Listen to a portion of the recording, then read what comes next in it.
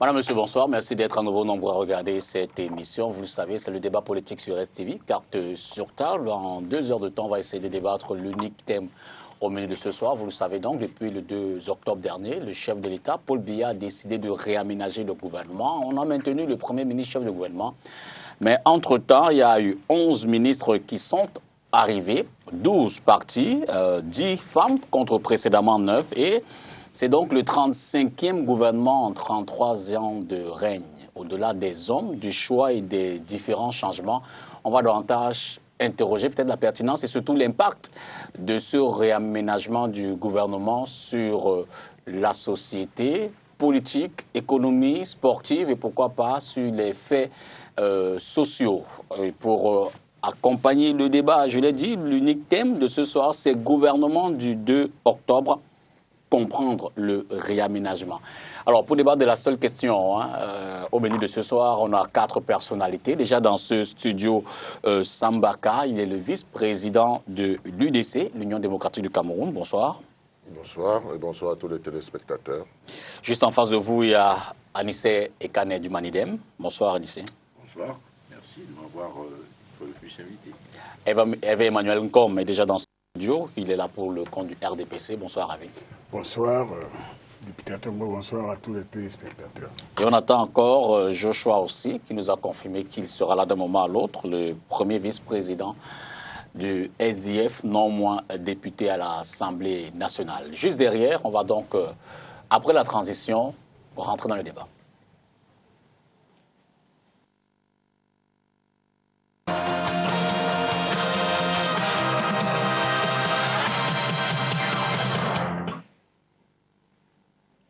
Je vais de suite commencer par vous, Anissé Ekane, davantage vous interroger un peu sur l'opportunité de ce réaménagement-là. Est-ce que vous avez le sentiment que le président a saisi la bonne occasion, le bon timing, peut-être par rapport aux objectifs? Mais, il faut peut-être dire que, pourquoi est-ce qu'on fait maintenant? Ça peut être un rééquilibrage politique, ça peut être pour redonner du souffle à une équipe gouvernementale, ça peut être pour la rendre plus efficiente en changeant les postes des ministres, en découpant l'organigramme. Quelle a été la motivation du chef de l'État? Je ne vois pas véritablement ses objectifs dans ces 3 schémas-là. Mais comme disait Fameux Ndongo, c'est Dieu, et les voies de Dieu sont impénétrables. Alors, la meilleure personne qui puisse véritablement donner un sens à ces remaniements, c'est Dieu, c'est-à-dire le président Paul Biya, après Fameux Ndongo, parce que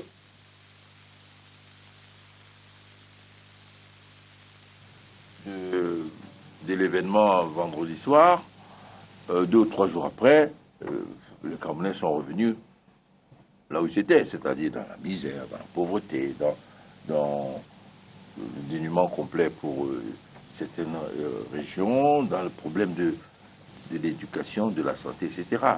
On n'a pas l'impression, on a même la certitude que ce remue-ménage qui a donné des nuits blanches à une 60aine de personnes va changer grand-chose dans la vie courante de nos compatriotes. Voilà. Sambaka, sur le timing.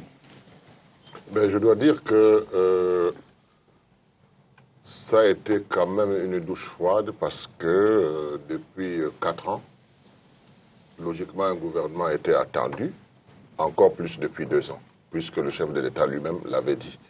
Il avait dit qu'il y avait des dysfonctionnements partout. Mais ça a pris du temps. Et moi, j'expliquais ce temps, en principe, il devait avoir un réajustement structurel. Parce que c'est suite à un réajustement structurel qu'on peut mettre en place un gouvernement de mission. Mais là, il n'en a pas été question. Il y a eu des gens qui sont partis pour des causes internes. Et c'est ça que nous regrettons le plus parce qu'en réalité, le pays est gouverné comme si tous les Camerounais étaient du RDPC. Donc, s'ils ont des problèmes entre eux et que les militants ne sont pas contents de certains, on les fait partir, on les remplace, mais en réalité, la base n'est pas fondée parce que si le président de la République a pris autant de temps, on s'attendait à quelque chose qui pouvait nous amener vers la croissance tout au moins. Mais là, en dehors de quelques postes de souveraineté, on ne voit pas quel impact ça peut avoir sur la vie des Camerounais. Hervé Emmanuel Ngom, sur le timing. Écoutez, la loi fondamentale de notre pays donne ce pouvoir à Monsieur le Président de la République, chef de l'État, de remanier. Et je ne crois pas qu'il faille faire un référendum particulier pour faire un remaniement. Alors là, j'ai entendu les raisons, plusieurs sont pertinentes, les causes pour lesquelles on peut remanier un gouvernement de la part d'Anissé. J'ai entendu aussi le procès en sorcellerie, n'est-ce pas, que ça me met déjà en place, c'est-à-dire il sait déjà quel est le résultat de ce qui a été fait. Non, je crois qu'il faut revenir aux choses sérieuses. C'est un réaménagement ministériel qui était dû à plusieurs causes. D'abord parce que nous sommes dans une situation que nous connaissons tous, c'est-à-dire l'insécurité, voire la guerre dans notre septentrion, et puis l'insécurité à l'Est, il ne faut pas se cacher les yeux. Voir des gens entrer qui défilaient dans la rue, ça faisait un peu désordre, tout ça. Donc, il faut la fin de la récréation. Voilà une des causes. Et il y avait une urgence de remettre un peu de l'ordre dans l'institution de la sécurité nationale. La deuxième cause aussi, nous savons qu'il y a eu de l'indiscipline et puis des problèmes de personnes dans certains aspects. Donc je pense que ce réaménagement avait pour objectif de remettre de l'ordre, la discipline, en attendant que nous continuons notre chemin vers les grands objectifs de la politique définie par le président de la République. Donc il ne faut pas en faire une histoire particulière. Je sais qu'au Cameroun, on voudrait tout ramener à des individus, au lieu d'avoir une projection pour regarder un peu quel peut être l'impact. Et j'espère qu'on aura le temps de regarder. Et justement, c'est à cela que je vous invite, qu'on essaie un peu de comprendre déjà l'enjeu sur le plan politique. Nous sommes au moins pratiquement à 2 ans exactement de la prochaine présidentielle. Non, mais sauf que le discours, vous voulez d'abord rebondir. Oui, le discours d'Hervé, bon, c'est un discours de circonstance. Mais si vous nous ramenez 4 ans plus tôt, si vous regardez les commentaires que les gens faisaient, les responsables du RDPC, c'était exactement le même commentaire. Que bon, le président va remettre de l'ordre, il y a un peu d'indiscipline, il y a du désordre, etc. Donc maintenant, le gouvernement qu'il a mis en place va se remettre au travail. Mais ça fait 33 ans qu'on se remet sans arrêt. On se remet au travail. Quel est l'impact de ce réaménagement pour se remettre au travail, pour rebooster, etc. Aujourd'hui, on arrive à une situation similaire il y a 4 ans, similaire il y a 12 ans. Pourquoi? Pour la simple et unique raison que ce régime ne peut pas réussir dans le sens de l'amélioration de la qualité de vie des concitoyens et de l'amélioration des conditions de vie, généralement dans notre pays. Il ne peut pas qu'il ne doit pas. Nous sommes pour que la situation du pays s'améliore. Donc pour vous, son incapacité structurelle? Elle est structurelle du fait que c'est un gouvernement néocolonial, c'est-à-dire qui a pour objectifs fondamentaux d'abord la satisfaction des intérêts exogènes, des multinationales de toutes sortes, spécialement françaises. Et tant que cette structure qui guide les objectifs, la démarche, les visions du régime de M. Paul Biya, il ne peut pas, malgré toute la bonne volonté, la compétence des hommes, il y en a au RDPC. Hervé lui-même, c'est quelqu'un de très compétent. Mais, merci pour moi. Non, mais il y a beaucoup de compétents. Mais ils sont dans une structure qui ne peut pas réussir. C'est ça le problème. Alors, moi, il va dire le discours d'Anissé des communistes. Voilà. Non, laissez-le. Pas du tout, Anissé. Rassure-toi, non, j'ai pas envie de te suivre. Tu dis qu'on dit la même chose depuis, et il se trouve effectivement que toi aussi, tu ne changes pas. Tu ne fais pas évoluer ton vocabulaire, parce que tu dis aussi la même chose depuis. Donc, si nous disons tous la même chose depuis, c'est que nous sommes ensemble. Non, pour être sérieux, je crois que là, Anissé est en train de faire plutôt de l'idéologie, n'est-ce pas? C'est-à-dire, rien n'est appréciable à ses yeux quand il s'agit du président Paul Biya et du parti qui le soutient. Non, il faut être extrêmement sérieux. Sérieux, c'est dire que Correctement. Quand il parle, je l'écoute. Allez-y, Mais allez-y. non, ce que je voulais dire, c'est que ce réaménagement a essentiellement pour objectif de mettre les gens au travail parce que nous sommes dans une situation de guerre et que dans cette situation de guerre, il n'y a pas de place pour la cacophonie ou la polyphonie. Deuxièmement, malgré le fait que le terrorisme nous impose cette situation qui absorbe une partie des ressources qui devaient être mises pour la croissance et pour le projet de développement du bien-être social, comme tu le dis, il faut quand même qu'en même temps qu'on fasse la guerre et qu'on travaille. Donc, je pense que ce réaménagement, c'est d'abord pour préparer, n'est-ce pas, les conditions optimales pour d'abord gagner cette guerre, parce que nous avons réduit les terroristes sur le plan militaire. Il faut maintenant la gagner sur le plan des services spéciaux et puis contre le terrorisme et les nouvelles menaces. Donc, je crois que sorti de là, ça devient une querelle répétitive qui est inutile. C'est au peuple camerounais souverain, n'est-ce pas, de sanctionner si cette politique ne nous convient pas. Bonsoir, c'est pas Joshua. aux amis de M. Anissé et de venir tous les matins nous dire la même chose. Bonsoir, honorable. Bonsoir. Je reprends de suite avec cette question. À moins de 2 ans, ou sensiblement à 2 ans de la présidentielle de 2018, non, 3 ans sensiblement, 3 ans, ouais. Est-ce qu'un tel remaniement peut donner l'impression que Paul Biya commence à faire un repositionnement politique qui, effectivement, les conduira à l'échéance? Bon, je pense pas. Je pense que ce que les Camerounais attendaient de M. Biya, c'est de restructurer fondamentalement l'administration camerounaise. Je pense qu'aujourd'hui, nous sommes devant un constat d'échec et il a lui-même avoué l'échec de son propre gouvernement, de son administration. Et il a reconduit plus ou moins la même administration, donc ça veut dire qu'il fait partie de ces échecs. Et puis, comme on dit, le poisson pourrit par la tête. Donc je pense que celui que les Camerounais veulent voir réaménager, c'est le président de la République et pas tout ce qui est en dessous. Nous savons très bien que l'inertie qui est devenue quasiment une marque déposée camerounaise aujourd'hui émane de la tête de l'État. Et je pense que malheureusement, on essaye souvent de commenter ce qui se passe au Cameroun comme si on était dans une démocratie. On oublie que ce qui a été lancé dans les années 90 n'a pas encore abouti. C'est-à-dire que nous sommes toujours dans une monarchie ou dans une monarchie de fait. Et donc, au fait, les gens s'intéressent à ce qui se passe dans la cour du roi.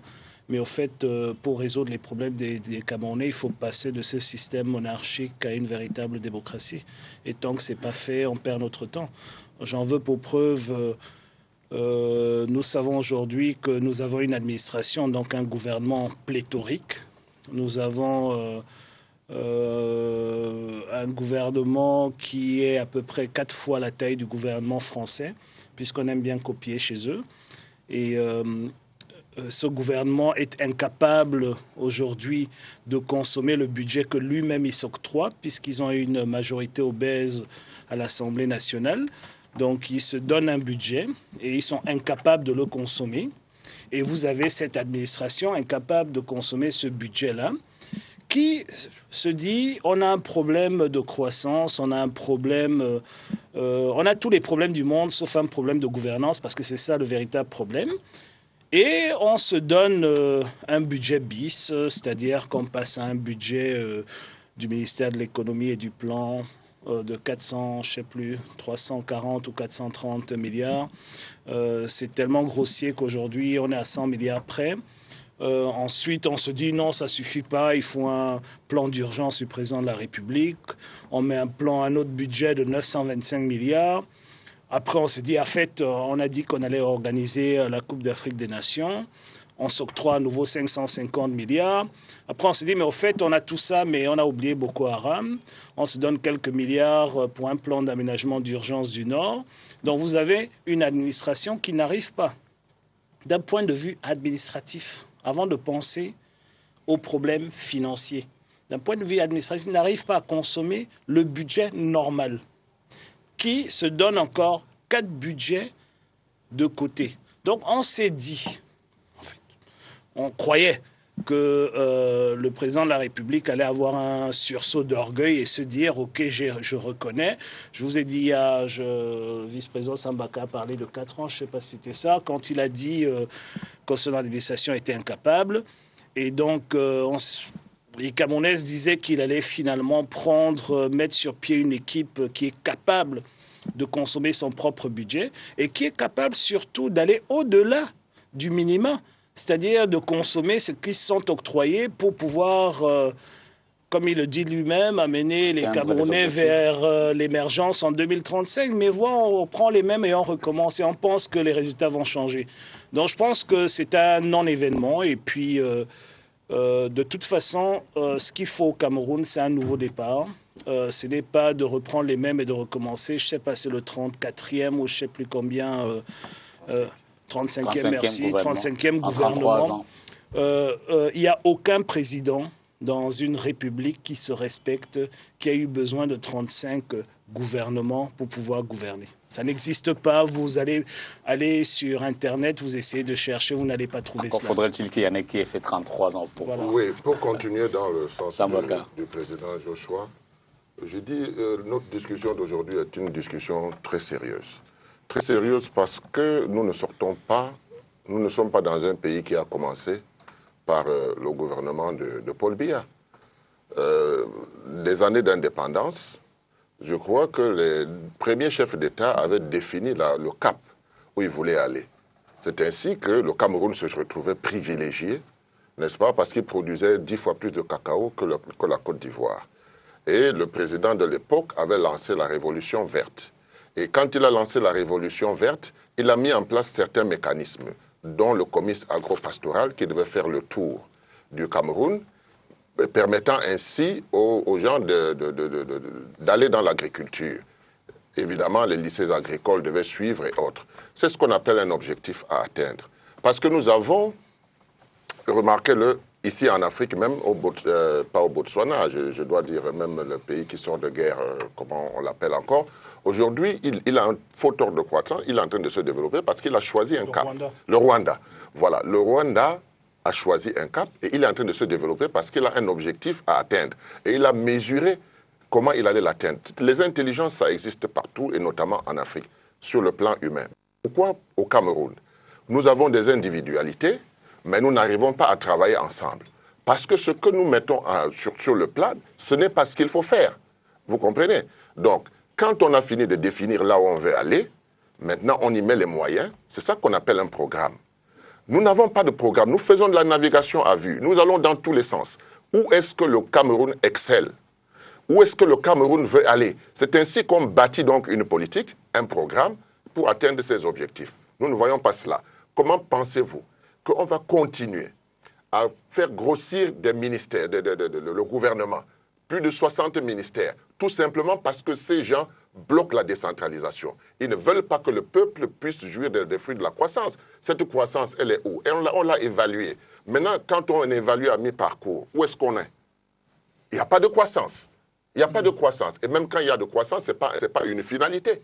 La finalité étant le développement. Nous n'avons même pas encore commencé à être là où il faut pour penser développement.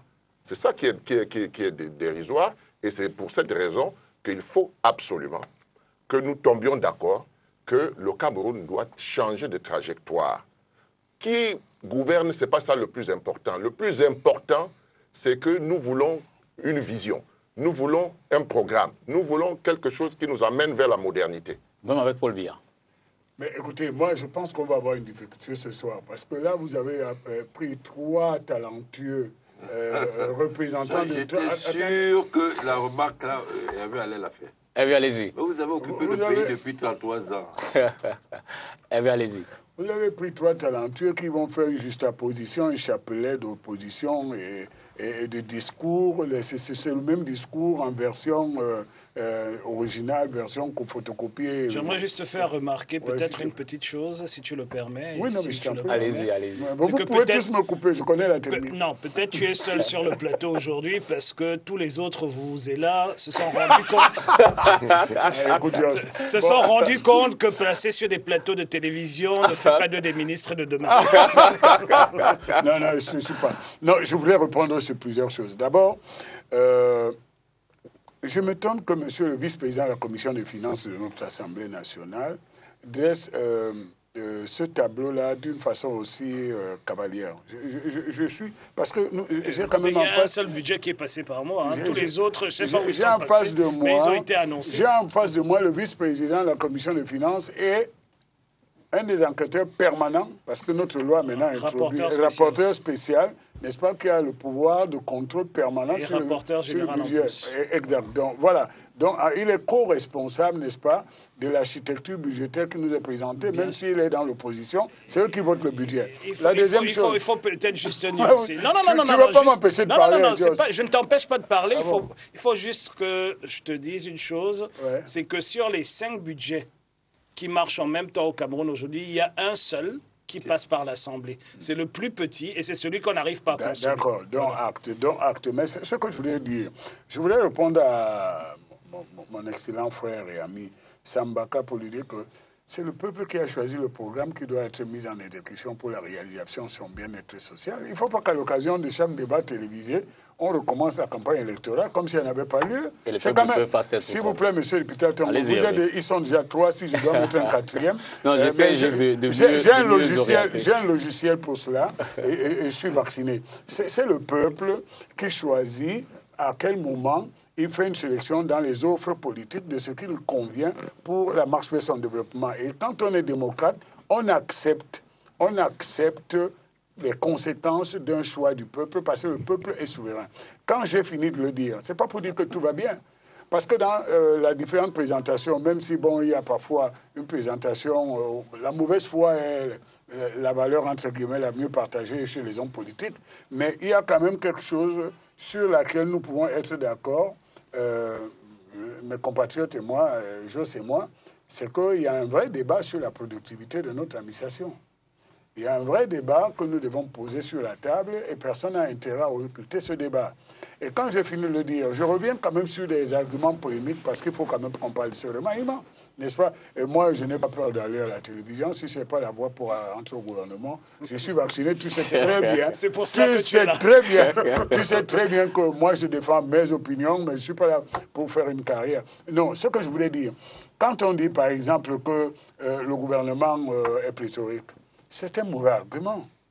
C'est un mauvais argument parce que je peux prendre des exemples, y compris celui de la France qui est gouverné par les amis de Joshua, parce qu'il est quand même un des éminents membres de l'International socialiste. Ce n'est pas pour le lui reprocher.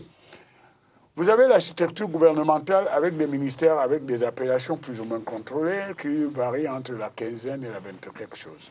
Mais à côté, vous avez des agences qui sont des quasi-ministères. Aux États-Unis, on a sorti de la structure gouvernementale des administrations dont les responsables ont rang de ministres et puis ils passent par le Sénat pour être approuvés. J'en prends un exemple, la CIA, le FBI, l'agence des douanes et tout. Bon, au Cameroun, on a fait ce qu'on avait... Donc, l'équivalent de la DGRE, la CIA, c'est ça, c'est le contre-espionnage. S'il te plaît, ne me prête pas ton vocabulaire. Nous avons un véritable problème. Ce n'est pas le nombre de ministres qui pose problème au Cameroun. C'est la productivité de l'administration. Mais c'est aussi à cause du nombre, parce qu'ils se marchent dessus. Oui, oui. Et il arrive, c'est quand il y a la cacophonie ou la polyphonie que bon, nous nous rendons compte que tout ça n'est pas bien. Mais je veux dire, le vrai débat ne se trouve pas dans le nombre de ministres. Le vrai débat, c'est dans la productivité de l'administration. Et aujourd'hui, il ne faut pas non plus... Moi, je ne fais pas partie de ceux qui vont prendre pour alibi ce qui nous arrive dans le septentrion ou sur notre frontière à l'Est avec la Centrafrique pour dire que ça justifie l'immobilisme. Mais je veux finir par répondre à ça pour dire qu'en économie, il n'y a pas de croissance zéro. Hein. Ou vous êtes en récession ou vous avez la croissance. Et la croissance, quand vous partez de néant, elle est toujours très forte. Parce que quand vous avez un pays, c'est un peu la loi de la physique. Quand vous avez touché le fond, vous pouvez remonter. Donc, quand vous avez un pays qui sort de la guerre et qui a complètement démoli ses infrastructures et tout, quand il a un peu de moyens pour sa reconstruction, il a un taux de croissance très élevé. Mais cela n'explique pas. Au Cameroun, on pourrait aller un peu plus si on procédait à la simplification administrative, on rendait l'administration plus productive parce qu'en dehors des fonctions régaliennes, je sais, et c'est là que moi je suis libéral social, lui est social-démocrate, mais moi je pense que l'État, en dehors des fonctions régaliennes, est un prestataire de services comme tout autre entreprise et qui doit justifier le tarif de ses services. En une question, avez-vous le sentiment que le réaménagement qui a été fait peut donc, le repositionnement des ministres, des nouveaux entrants et tout ça, peut permettre davantage de productivité? Est-ce que le repositionnement de Paul Biya va faire que le Camerounais d'en bas puisse ressentir effectivement l'impact économique des décisions politiques? Je suis étonné qu'un brillant médiateur que tu es me pose cette question. Ça, c'est la question démagogique que posent souvent les hommes politiques parce que c'est trop facile. Nous sommes dans un pays où vous faites semblant de ne pas vivre dans le même pays. Nous sommes dans un pays en guerre. Nous sommes dans un pays qui a des problèmes actuellement dans sa sécurité. Mais cela n'explique pas tout. Mais l'objectif premier de ce gouvernement, c'est d'abord la discipline, la solidarité, faire front, parce que unis, nous serons invincibles. Divisés, nous pouvons être vulnérables. Le premier objectif, donc, c'est de mettre les gens au travail, n'est-ce pas, et de faire en sorte qu'on n'arrête pas de travailler, même si nous devons faire la guerre qui nous a imposée. La deuxième chose que nous devons faire, monsieur, l'objectif de ce gouvernement, ce n'est pas de faire 100% je ne sais pas, 15% de croissance, c'est de faire en sorte qu'il n'y ait pas de récession pendant que nous faisons face à la guerre. Il faut dire la vérité. Alors quand on vient dans un plateau, on fait comme à Douala, on mange du caviar et tout. On oublie qu'il y a Elie Ladé qui est mort parce qu'il allait jusqu'au bout de son sacrifice. On oublie qu'il y a des morts sur la frontière centrafricaine. On oublie. Mais le président de la République, il a une responsabilité globale. Il ne gère pas le ministère de la parole de Anissé Ekane, ministre d'État en charge de la parole. Le président agit sur le cours des choses. Anissé, je suis désolé. Selon vous, est-ce que le remaniement du 2 octobre est la réponse au discours du 31 décembre 2013? Le président semblait bien fâché. Tu tournes sur la même chose. Non, mais je veux dire que plus démagogique que ce que Hervé a dit, moi, je ne peux pas. En quoi c'est démagogique, Anissé? Forcément que... En quoi? Ne pas avoir ton opinion est démagogique. Laisse-moi... Non, tu m'empêches de parler souvent, tu dois t'interroger. Allez-y, Anissé. Ça fait 50 ans que nous nous connaissons. Alors, tu penses ne pas avoir ton opinion, c'est être stupide. Anissé. Non, tu parles de démagogie. Que nous sommes des démagogues. Alors je dis plus discours démagogique que ce que tu viens de dire, il n'y en a pas. Pourquoi? Il n'y a pas la guerre. C'est le tour. On n'est pas en guerre depuis 33 ans. C'est ça le problème. Pas d'aujourd'hui. Ah d'accord, oui. Mais l'échec n'est pas d'aujourd'hui. Tu es un exhumeur. Tu vas ressusciter tous les morts. Ce que je veux dire, la question en réalité, je vais répondre à votre question, c'est mais pourquoi est-ce que ça ne marche pas? C'est la question fondamentale. C'est toi qui dis que ça ne marche pas. Ah bon, mais les Camerounais, dans leur chaumière... Ils ont voté Paul Biya. Tout à fait. Non, mais... Tu es coincé, mais c'est la vérité. Pas du tout. Anissé à la parole. Je veux dire que, pourquoi ça ne marche pas? Première question. Deuxième chose, Hervé l'a relevé tout à l'heure, c'est quand même extraordinaire qu'on est dans une situation de guerre. Il y a un front uni, sacré, du peuple sur ce problème de la défense de notre territoire.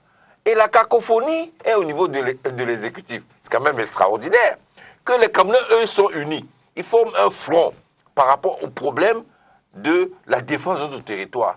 Et la cacophonie vient du côté où, justement, on devait montrer l'exemple par le front. Ça pose un problème sérieux. Non, on est d'accord. D'accord. On est d'accord, on devait tolérer aucun désordre dans le moment que nous traversons. On est d'accord. Tout à fait. Je te le concède. Alors, si l'exécutif est capable, dans une situation aussi grave, d'afficher la polyphonie, comme tu le dis toi-même, ça veut dire qu'il y a quand même un problème sérieux, très sérieux, qui est structurel.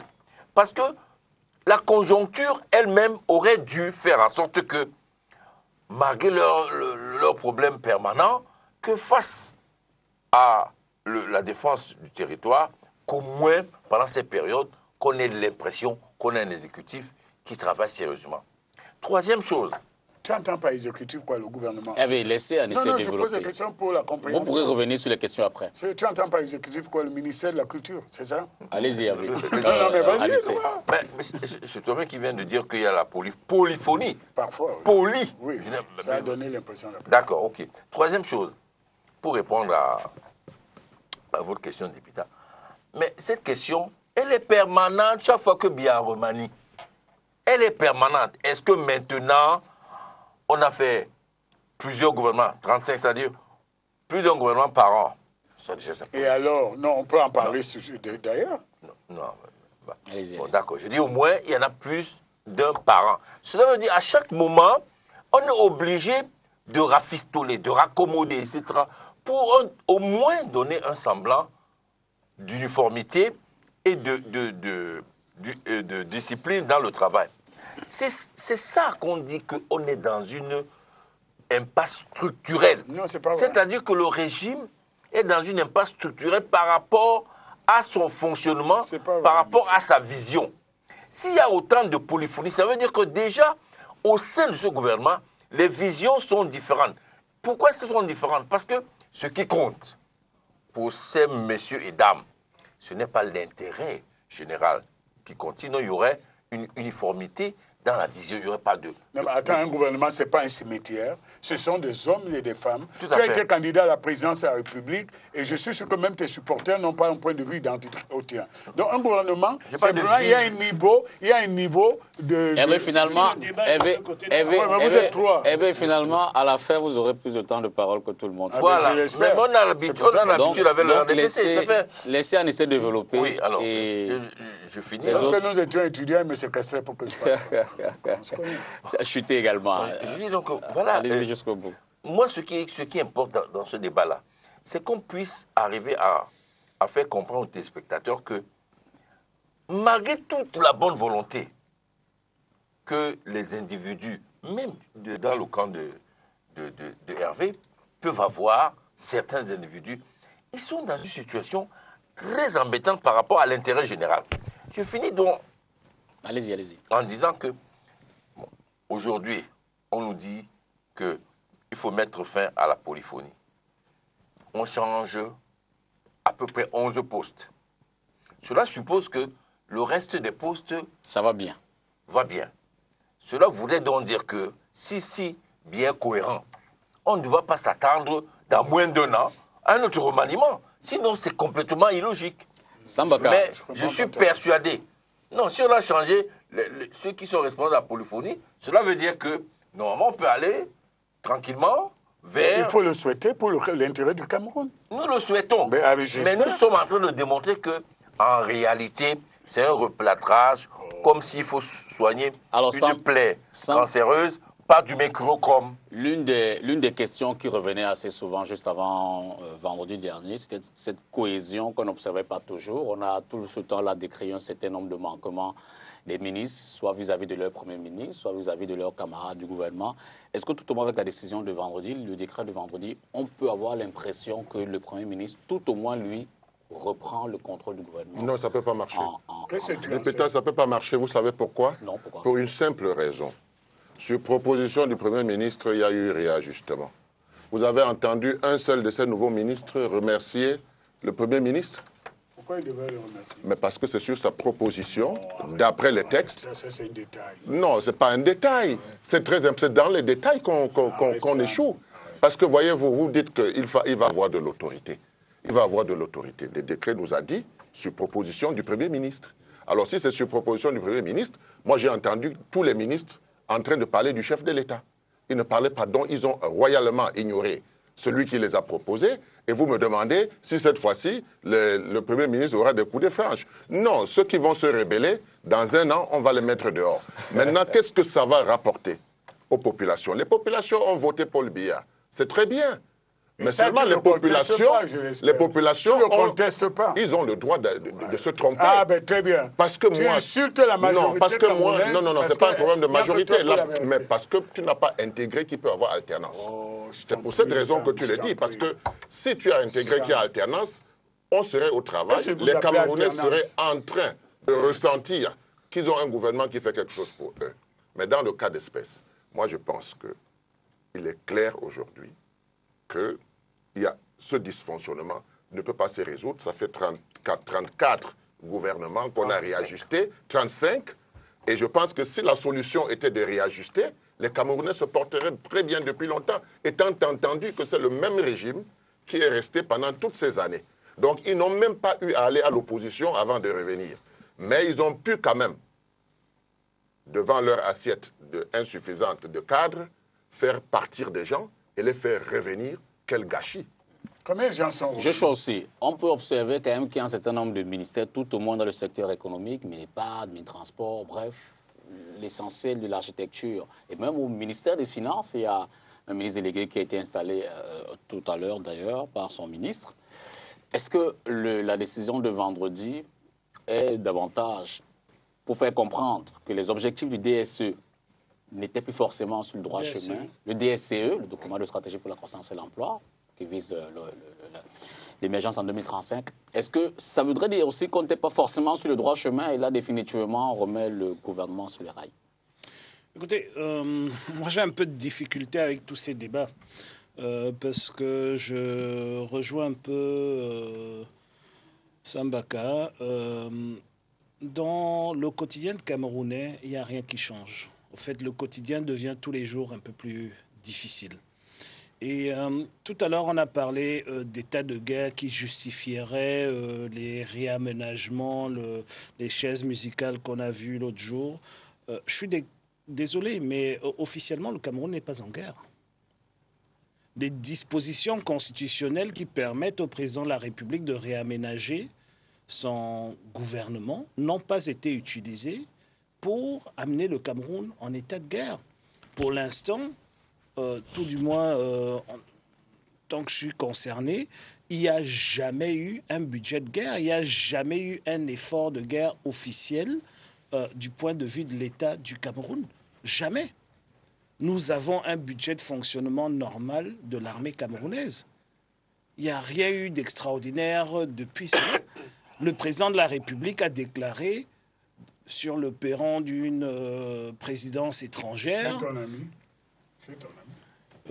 Encore heureux, Voilà. que nous étions en guerre. Nous avons cru qu'il allait prendre l'avion, rentrer tout de suite et convoquer le Parlement au Congrès pour faire respecter les dispositions de la Constitution camerounaise et déclarer l'état de siège pour qu'on puisse aujourd'hui commencer à parler du même langage qu'Hervé, c'est-à-dire qu'il faut un effort supplémentaire, qu'il faut un budget spécial, etc. Tout cela ne s'est pas passé. Donc vous ne pouvez pas aujourd'hui accuser des gens qui sont en dessous, notamment des ministres. Ils sont des exécutants. Un ministre fait partie d'un exécutif dans le régime camerounais qui est hyper présidentialiste. La responsabilité de l'exécutif incombe au président de la République. Il n'y a pas de mauvais ministre, il ne peut qu'avoir de mauvais présidents. Puisque ces ministres ne sont pas présentés à l'Assemblée nationale. Dans une république où, comme au Nigeria, c'est bloqué depuis l'élection de Buhari. Il doit présenter son gouvernement. Il a de la peine à trouver un gouvernement qui sera, parce qu'il n'a pas la majorité absolue entre le Sénat et l'Assemblée nationale. Il navigue à vue pour essayer de trouver les hommes qui vont passer cette étape de la sanction parlementaire. Au Cameroun, ce n'est pas le cas. Le président de la République peut nommer son boy ministre des Finances et on ira avec. On sera obligé. Donc, c'est lui qui porte la responsabilité de son gouvernement, personne d'autre. Je suis désolé. On ne doit pas déplacer le débat. Si aujourd'hui nous sommes dans la situation dans laquelle nous sommes dans l'extrême nord, c'est bien parce que l'exécutif nous y a amenés. C'est vrai, on a été attaqué de toutes parts. Mais il ne faut pas oublier que quand ces gens sont arrivés au Cameroun, ils ont d'abord pris des Européens. Et on était très malins. Il n'y a pas eu une seule perte de vie. On a su négocier avec eux, on a su trouver les moyens pour encadrer ces terroristes-là, pour récupérer ces Français et les remettre à leur famille. Pourquoi on est incapable de faire la même chose avec les pauvres Camerounais qui vivent dans la région? Pourquoi est-ce qu'on ne peut pas avoir la même efficacité quand il faut protéger les vies des Camerounais qu'on a eu quand il fallait protéger les vies des Français ou des Italiens ou j'en sais. Et c'est ça le problème. Monsieur le Président de la République qui a fait son réaménagement, il fait croire aujourd'hui que le problème était au niveau des ministères. Mais excusez-moi, quand il y a un problème pareil, quand les Camerounais meurent tous les jours, vous pensez que le Président de la République a le droit, ne serait-ce que la légitimité, d'aller passer des vacances en Europe, de se dorer à la plage pendant qu'un inspecteur de police donne de sa vie pour protéger les autres Camerounais? Mais c'est de cela qu'il s'agit. Il faut revenir sur les faits. Le problème du Cameroun par rapport, et je réponds à Hervé, le problème du Cameroun par rapport à cette guerre, c'est qu'on a un président de la République irresponsable. Non, je peux pas Et il ne faut pas qu'on essaye de faire porter le chapeau à des ministres. Il n'exécute que ses ordres. Et je dirais, ça ne me dérange pas que le président de la République change de gouvernement toutes les 3 heures. Moi, je dis, le Cameroun n'avance pas. Les Camerounais souffrent. Nous avons une guerre inutile qui tue beaucoup trop de Camerounais et il faut que ça cesse. Et ce n'est pas avec ce réaménagement que ça va s'arrêter. Ce n'est pas avec ce réaménagement qu'on n'aura plus les problèmes que nous avons aujourd'hui au Cameroun. Ce n'est pas avec ce réaménagement qu'on va créer de l'emploi, qu'on va réduire le chômage, qu'on aura subitement de l'eau et de l'électricité, etc. Il faut qu'il y ait une véritable volonté politique à Yaoundé et dans un système ultra-présidentialiste comme le nôtre, le problème, c'est la tête. Et chez nous, on dit le poisson pourrit par la tête, tout le reste, ce n'est que des détails. Merci. Vous allez développer, mais je vais résumer une question de Sambaka et notamment l'honorable Joshua. En quoi est-ce que ce gouvernement change dans le quotidien? En termes de, éventuellement, je vais dire des bêtises, baisse du prix du carburant, baisse des produits sur le marché, l'éducation, l'école n'est pas forcément gratuite, quoi d'autre, l'eau, l'électricité, qu'on n'en a pas toujours en abondance, mais pourtant on paye les factures. Concrètement, oui, Erwin Kong. Il faudrait peut-être que je fasse un petit rappel principe constitutionnel pour nous tous, on les connaît tous. D'abord, on gouverne un État avec une loi fondamentale qu'on appelle la constitution de cet État. Tout à fait. Venir dans un débat pour prendre, je ne sais pas, un tonneau sans fond, pour mettre toutes les doléances, en dénaturant la vérité, n'est pas responsable. Notre Constitution ne prévoit pas que la désignation des ministres, moi je le souhaiterais aussi, mais on n'en est pas encore là, que les ministres passent par exemple l'audition. S'il te plaît. J'ai jamais dit cela. Je dis pas que, mais j'ai dit le fait permets-moi que je j'ai dit que le fait comparé au Nigeria. J'ai dit que le fait et que tu m'as mal compris. S'il te plaît, permettez-moi de parler. Il faut quand même dire des choses qui tiennent la route. Mais laissez-moi J'ai répondre. dit que le fait que la nomination d'un ministre n'est pas la responsabilité du Parlement veut dire que c'est la responsabilité... ça veut dire que c'est la responsabilité unique de l'exécutif. Justement. Donc, si un ministre bosse mal, c'est celui qui l'a nommé qui est le problème et non le Très ministre. bien. C'est là que je réponds en disant ceci. Tu te trompes de république. On n'est pas dans une république parlementaire. J'ai jamais dit cela. Voilà. Mais s'il te plaît, mais laissez-moi parler. Allez-y, Hervé. J'ai jamais dit cela. Non, vous avez la parole. Vous avez juste la position de discours et quand je dois répondre, on m'empêche de parler. Tu n'es pas en train de répondre, tu n'as pas compris. Allez-y. Ne sois pas désobligeant, s'il te plaît. Je suis en train de dire, honorable Joshua aussi, nous n'avons pas lancé une invitation au Boko Haram pour venir au Cameroun. Mais si vous leur avez donné plein de millions d'euros. Tu peux remettre que je parle. Mais attends. Et ça n'avait pas l'air de t'ennuyer puisque tu disais que personne n'est mort chez les étrangers qu'on prenait et que c'était bien comme ça. Il fallait aller les payer pour qu'ils continuent pas. Non, nous n'avons pas lancé. S'il te plaît, nous n'avons pas lancé une invitation à ces messieurs pour venir ici. Nous n'avons pas suscité les événements qui ont lieu en Centrafrique. Ces événements nous sont imposés. Première chose. Deuxième chose, c'est dans la guerre classique, dans les manières classiques de guerre, c'est dans la guerre classique qu'on ne possède pas la déclaration solennelle devant le Congrès, devant l'Assemblée, pour déclarer la guerre à un autre État. Dans le cas d'une guerre asymétrique, vous ne savez pas qui est en face de vous. Vous allez devant l'Assemblée, vous prenez le discours pour dire, voilà, je combats monsieur X qui n'a pas de territoire, qui n'a pas de république, qui n'a aucune existence internationale. Ce n'est pas sérieux, honorable. Deuxième chose, mais pendant ce temps, on a continué à faire des choses. Le barrage, l'homme pancart, a subi sa première phase de mise en eau, a eu lieu. Nous avons un port en eau profonde qui va être opérationnel, qui est presque déjà à Kribi. La vie ne s'est pas arrêtée, mais la vie n'est pas partie dans le même rythme que nous l'aurions souhaité s'il n'y avait pas ces événements. Nous ne disons pas que ces événements justifient toutes les formes d'inertie, Joshua. Mais nous disons qu'aujourd'hui, nous sommes dans une situation où nous devons faire face à cela. Je réponds aussi à autre chose. Mon cher Sambaka, quand les élections ont eu lieu, un démocrate respecte le résultat des élections. Je comprends que vous ayez des fourmis maniants même, parce que vous êtes pressé d'arriver au gouvernement. Mais patience, s'il vous plaît, sauf à vouloir faire un coup d'État, et on ne vous laissera pas faire. Respectez le suffrage universel. Les élections ont donné pour résultat le choix du projet du Paul Biya, soutenu par le Rassemblement démocratique du peuple camerounais. Et ce projet qu'on a intitulé le projet des grandes réalisations, c'est ça le choix du peuple camerounais. Venir ici faire le bolobo et tout ça, ça c'est le bensiking, parce que ça n'impacte pas sur la réalité démocratique dans une république. Alors, lorsqu'on a ce choix, nous ne sommes pas arrogants pour dire que ça y est, on a la vérité définitive et que personne n'a rien à dire. Nous devons nous investir ensemble pour essayer de faire évoluer les choses. Et moi, je vous dis, je ne fais pas partie de ces militants qui disent qu'on est au paradis. Vous me connaissez. Je fais partie de ceux qui disent qu'on peut aller plus vite.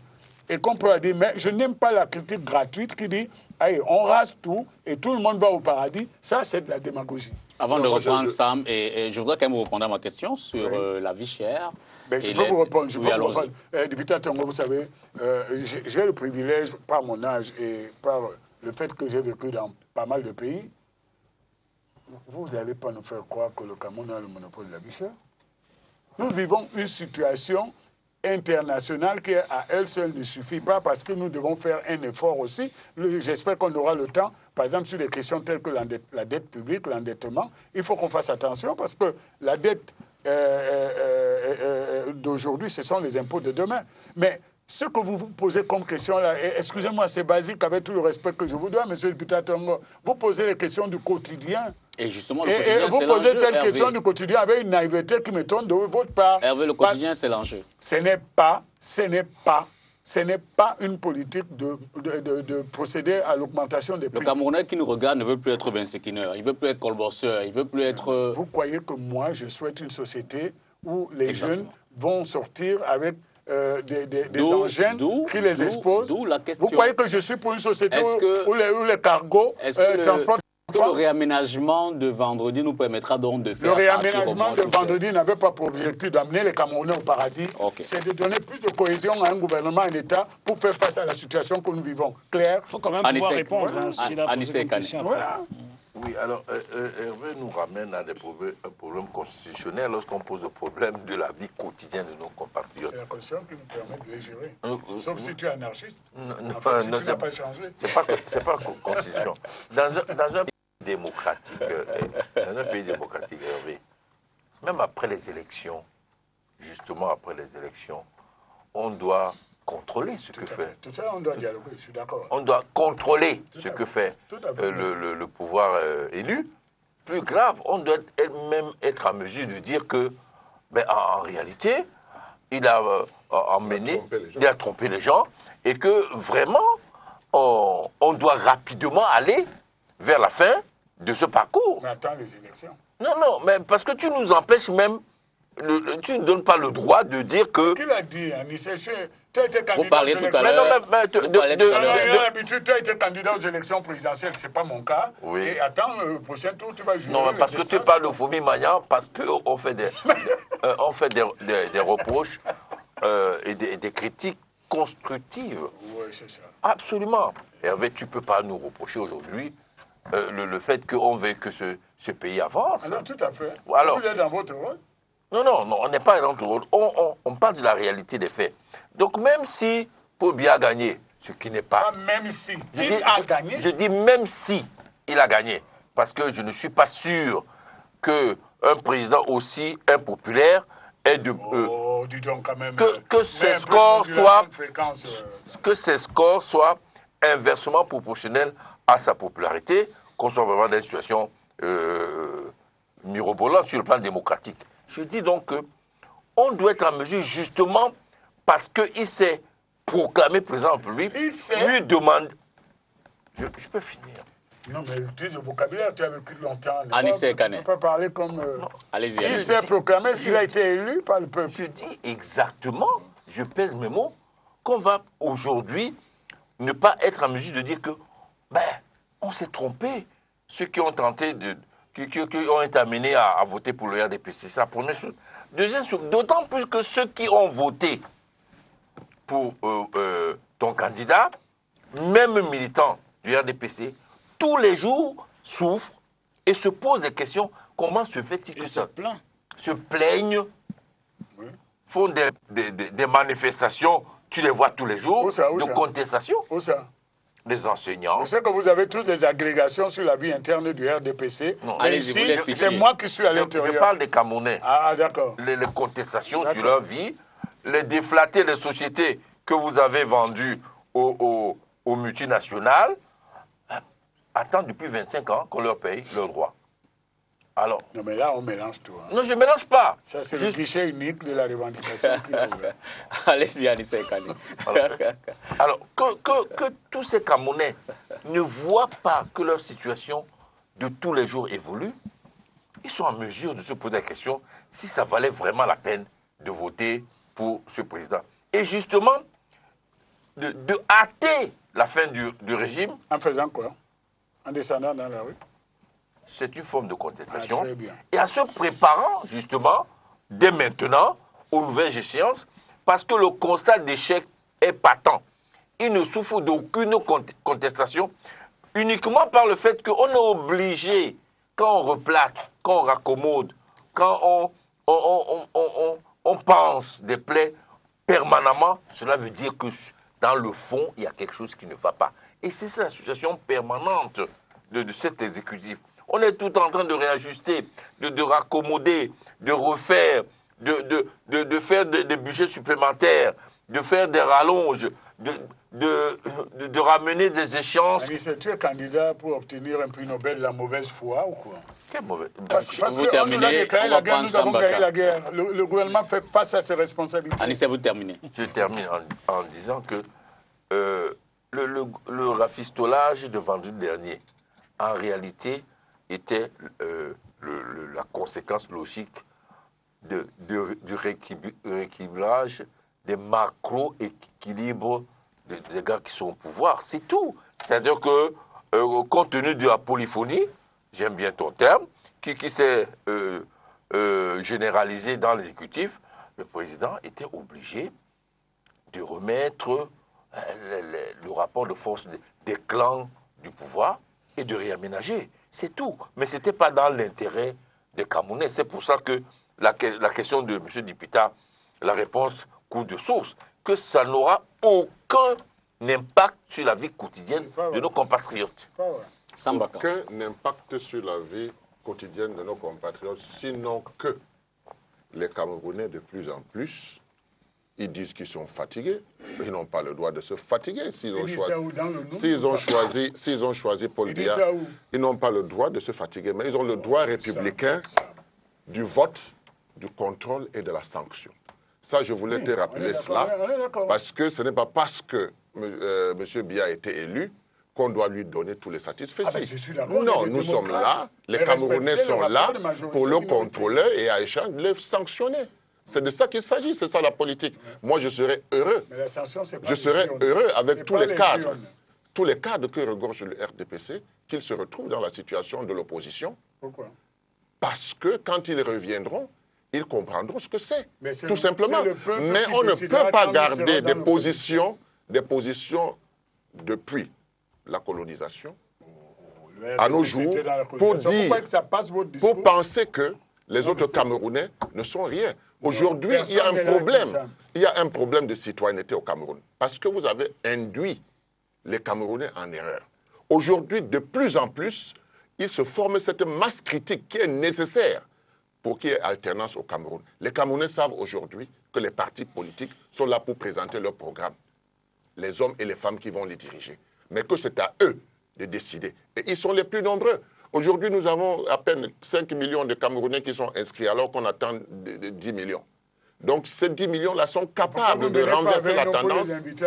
Nous le faisons, mais vous avez pris la peine de faire comprendre aux Camerounais que malgré tout ce qu'on peut faire, vous allez passer. Non, c'est pas vrai. C'est pas vrai. C'est pas vrai. Non, la vérité, c'est que vous ne pouvez pas passer si les Camerounais s'inscrivent. Et pourquoi faites-les s'inscrire? Mais on Ils leur sont demande. activement inscrits Je vous ai dit. dans votre commune, dans le Noun. Je suis d'une CAM. Je suis d'une CAM. Non, ton parti est un parti Je suis d'une CAM. Je suis d'une CAM. Un parti politique, je le dis encore, tu devrais le savoir, c'est un programme, c'est les idées, c'est des hommes et des femmes. Et les idées n'ont pas de frontières.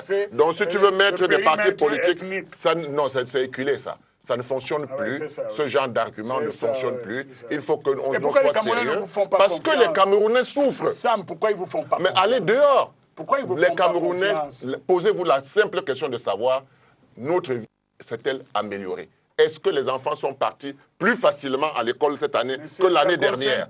Là, vous allez vous rendre compte que ça se dégrade de jour en jour. On ne peut pas. On ne peut pas donc continuer à replâtrer et faire des gouvernements ethniques. Ce n'est pas possible. C'est vous qui faites les gouvernements ethniques. Oui, vous confrontez des frères. On a besoin des ministres républicains, pas des ministres ethniques. Voilà le problème du Cameroun. On n'a pas besoin de pléthore de ministres, on a besoin de décentralisation. Il faut que les populations s'occupent de leurs propres problèmes. La commune participative, c'est de ça qu'on parle. Au jour d'aujourd'hui. Non, ce n'est pas un problème de république, c'est la constitution du Cameroun. C'est la constitution qui met en place la décentralisation. Vous avez dit... Ton programme, c'est la décentralisation. Vous avez dit tout à l'heure qu'il ne faut pas confondre de républiques. La République du Cameroun parle de la décentralisation. Cette décentralisation a été confisquée à Yaoundé. Il faut que ce soit clair. Et malheureusement pour les Camerounais, la majorité des maires sont du RDPC. Et ils ne peuvent même pas revendiquer leurs droits. Et ça, c'est un problème. Il faut que les populations le sachent. Le Cameroun est un pays béni de Dieu. Il faut que ceux à qui on a fait confiance, qu'ils fassent leur travail. Parce que le peuple est là pour contrôler, pour sanctionner. Alors, je reviens sur la question principale de tout à l'heure avec vous, honorable. L'enjeu du 2 octobre sur la vie des citoyens, notamment la vie économique. Mais je pense qu'il n'y a absolument aucun enjeu. Le gouvernement reste le même. Et la vie des Camerounais ne peut que changer si le gouvernement change. C'est-à-dire que si le parti qui est au pouvoir change. Parce que quand le même parti en 33, 35, 60 ans, parce que de l'UNC au RDPC, c'est la même chose. Si le même parti n'arrive pas à apporter de la croissance effective dans un pays, une croissance qui peut être redistribuée, c'est-à-dire qu'on peut ressentir à Kogmondo, à New Deido et partout, je pense que ce parti nous perd le temps. Donc ce n'est pas les hommes qui nous intéressent, les hommes intéressent le parti au pouvoir. C'est-à-dire c'est entre eux qui se décident qui nous gère. Mais entre-temps, nous faisons le constat que ceux qui nous gèrent ne font pas un bon boulot parce que nous ne voyons pas les résultats. Vous pouvez me dire ce que vous voulez, vous pouvez me parler de barrages, de ports en eau profonde, etc. Le quotidien des Camerounais ne change pas. Nous sommes toujours dans une situation et je suis d'ailleurs très content parce que quand j'ai parlé de Vuvuzela des plateaux, j'étais même gentil. J'ai dit ici que heureusement que les Vuvuzela n'ont pas été entendus par M. Biya et ils ne sont pas entrés dans le gouvernement. Et donc, ça veut dire qu'on a un problème de fond. Tout à l'heure, Hervé nous a parlé, nous a dit que qu'ils n'ont pas invité Boko Haram. Je suis désolé. Ah bon? Je suis désolé. Ah bon? Les 2 premiers actes de Boko Haram sur le territoire camerounais, c'était l'enlèvement d'étrangers. Et il est de notoriété publique aujourd'hui. Et il faut le dire, même si ça fait mal, parce qu'il faut résoudre le problème à la racine. Nous avons négocié. Parce qu'aucun terroriste ne remet des otages de son propre gré. Et des gens ont parlé à ces gens. Quelque chose s'est passé Où sont-ils? Le président de l'Assemblée nationale nous a fait savoir, et c'est une voix autorisée dans ce combat, il nous a fait savoir qu'ils sont dans la salle. Je ne sais pas s'ils étaient dans l'hémicycle ou ils étaient dans l'audience, mais qu'ils sont dans la salle. Nous savons aujourd'hui qu'il y a des gens dans le RDPC qui parlent à Boko Haram. Je ne dis pas que c'est une mauvaise chose, je suis désolé, on a pris la peine de t'écouter. Écoute-moi aussi. Je ne dis pas que c'est incroyable, je fais que cela. Je ne dis pas que c'est une mauvaise chose de parler à ces gens-là, mais je dis trouvez-nous les solutions pour arrêter le bain de sang. Et ne me dites pas aujourd'hui qu'on ne les a pas invités, parce que si tout s'était bien passé, ils ne seraient pas venus par la suite. Avant cela, on n'a jamais eu une attaque de Boko Haram au Cameroun. Jamais. Jamais. Je ne dis pas que ce sont des gens sensés. Je ne dis pas que ce ne sont pas des terroristes. Je ne dis pas que ce sont des idiots qui sont tout ce que vous voulez. Je ne dis pas qu'ils ont leur place. Je ne dis même pas qu'il faille négocier avec eux. Ce que je dis, c'est qu'il ne faut pas venir nous dire ici qu'on ne les a pas invités. Parce qu'ils sont venus, ils ont pris des étrangers, ils ont parlé, pas avec des gens du SDF, pas avec des gens du Manidem, ni de l'UDC. Vous avez envoyé vos gens discuter avec eux, ces Blancs sont revenus, ils ont été reçus par le président de la République. Et ces gens sont repartis dans leur pays. Et subitement, quand il s'agit de Camerounais, quand il faut tuer des pauvres Camerounais dans leur village, on n'a plus la même puissance de réaction. C'est-à-dire pour faire en sorte que ça s'arrête et qu'on négocie. Moi, j'aimerais bien voir tous ces innocents qu'on tue à Maroua, Mora, Kolofata, partout, qu'on évite de les tuer et qu'on les reçoit aussi à la présidence. J'aurais bien voulu voir la famille de Lilade qui a donné de sa vie, reçue par le président de la République, mais non, sa famille n'est pas blanche. C'est pour ça que ça n'a pas été fait. Tu as parlé des dispositions constitutionnelles. Il ne faut pas tromper les Camerounais.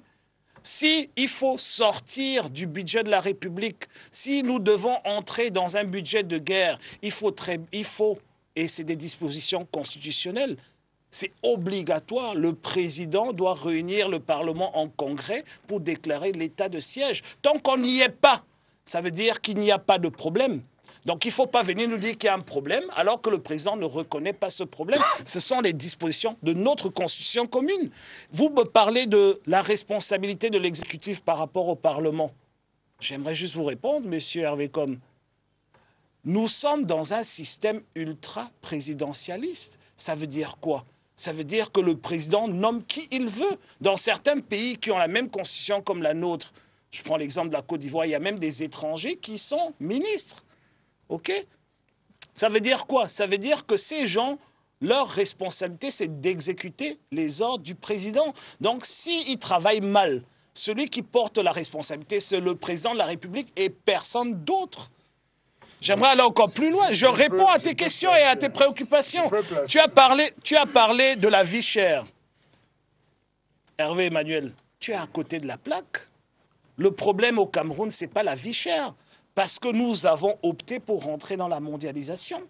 Nous avons ratifié les accords. En fait, le président de la République a ratifié les accords des APE, etc., etc. Nous sommes dans le débat a complètement changé. Ce n'est plus la vie qui est chère. C'est le pouvoir d'achat qui est inexistant. Et nous avons un exécutif qui a été élu le 10 octobre 2011, qui a comme responsabilité de nous donner un pouvoir d'achat en adéquation avec le coût de la vie. Mais il ne le fait pas. Pourquoi est-ce qu'il ne le fait pas?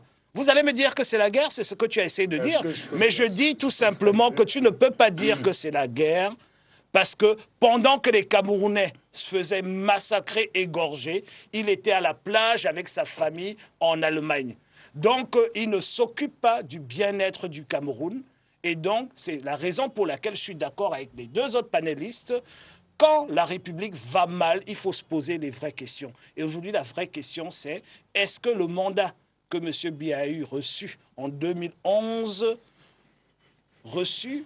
je l'accorde, je ne le conteste pas, est-ce qu'il est encore valable aujourd'hui dans les circonstances qui nous entourent aujourd'hui? Tu as même parlé de l'endettement. ne tente Non, même pas de rentrer dans ce débat-là. Est-ce que je peux On parler? va le mettre. Je Mais peux Hervé, je parler. vous suggère juste une Non, petite pause. vous Le temps de pouvez pas prendre... Non, Hervé. trois réquisitions, Hervé. Je répondais à tes questions. Hein. Ouais, mais qui me Hervé. laisse parler? Non, mais Mon téléphone explose de SMS. Oui. Et vous savez que les téléspectateurs Mais participent laissez-moi aussi. placer un mot. Vous allez dire un mot, le temps d'en prendre quelques-uns juste. Bonsoir, les invités. Maintenant, pendant qu'on lit les... Comme l'inclus de ce plateau, bon, bonsoir, gros. Bon. Non, vous pouvez lire, continuer. Non, moi j'aime pas lire les SMS qui n'apportent pas d'idées. Je préfère lire ceux qui contribuent. Et bonsoir, les cours du carburant ont baissé sur le marché international. Qu'attend le gouvernement pour réajuster le prix à la pompe? C'est Mathias qui envoie cette question. Voilà. Bonsoir. Est-ce normal dans un pays où les fonctionnaires sont abandonnés à eux-mêmes alors qu'il existe un ministère de la fonction publique où normalement ils devaient être traités au même niveau? Par contre, la police avec un statut particulier, l'éducation de base avec sa part, la justice et la santé aussi. Pourquoi pas revoir le statut des fonctionnaires en général une fois? Aujourd'hui, les fonctionnaires de même grade, mais ceux-ci, même ceux de 60 ans, tandis que l'autre, je crois qu'il veut exprimer le fait que certains fonctionnaires de même grade, de 60 et 50 ans, vivent une certaine discrimination. C'est Hervé Amadou qui envoie ce SMS depuis l'Est. Il y a un problème de retraite. Je crois que c'est la remarque de fond dans ce SMS. Vous allez répondre, Hervé, notez, s'il vous plaît. Non, je ne vais pas noter. Bonsoir, le plateau. Disent aux représentants du RDPC qui souffrent de compréhension que le régime a échoué. On n'est pas en guerre depuis 33 ans. Pourquoi on reprend les mêmes personnes? C'est dit qu'on est en panne de solution. Ça va de mal en pire. Mamoudou qui envoie ce SMS depuis Bagno. Monsieur, quand vous faites exprès ou c'est la mauvaise foi, vous allez tout comme les villes mortes. Utilisez Boko Haram pour justifier votre incompétence. Vous allez, en fait, je crois qu'il veut dire que vous allez... Non, mais c'est pas grave. Lui, il n'écrit pas bien le français, c'est pas grave. Bonsoir, vous Non, sur le les plateau. Camerounais S'il vous sont plaît, forcés, demandez à c'est pas monsieur sa Anissé langue. Kane de cesser d'étouffer les idées constructives du Cameroun et salvatrices de nos problèmes. Merci, monsieur Henri Messomon, qui envoie ce SMS. Peut-être un ou deux encore. On ne voit pas tous les lignes non plus, mais on peut prendre l'essentiel. Le président Paul Biya ne peut-il pas démissionner? Comment tous les cadres du RDPC trouvent tous bien au Cameroun? Je lis comme ça vient. S'il vous plaît, monsieur, avec comme je gagne 36 800 francs et mon seul enfant n'a pas les moyens pour aller à l'école. Aidez-moi, s'il vous plaît. Mon salaire ne vaut pas votre nuitée d'hôtel alors que j'ai 2 mois d'impayé salarial. Aidez un Camerounais en détresse. Jacques Simo. Il a signé. Vous lisez un tel SMS il a- parce que il a- j'habite à l'hôtel. Il a signé son N'importe quoi. SMS. Ce que Erwin comme fait s'appelle la diversion. Son parti a échoué. La jeunesse souffre, la vie devient de plus en plus chère. Alors moi, je vais vous suggérer, il y a juste une petite transition. Derrière, on va revenir. Vous allez reprendre la parole. Vous serez le premier à reprendre la parole. Je suis vraiment énervé. Non, vous allez m'empêchez exprimer pas votre cours. t'énerver, hein. Non, il m'empêche de parler. Je suggère quand même que, parce qu'au-delà de tout, c'est bien, on a parlé des enjeux, des projets et tout Non, ça, j'ai pas répondu. mais pour la réussite de tout cela, c'est quand même les hommes qui vont animer. On va quelque peu parler des hommes juste derrière la transition. Non, qui on vont revient animer. d'abord sur les questions qui ont été posées. Vous reviendrez, Hervé. Transition et on revient sur le plateau.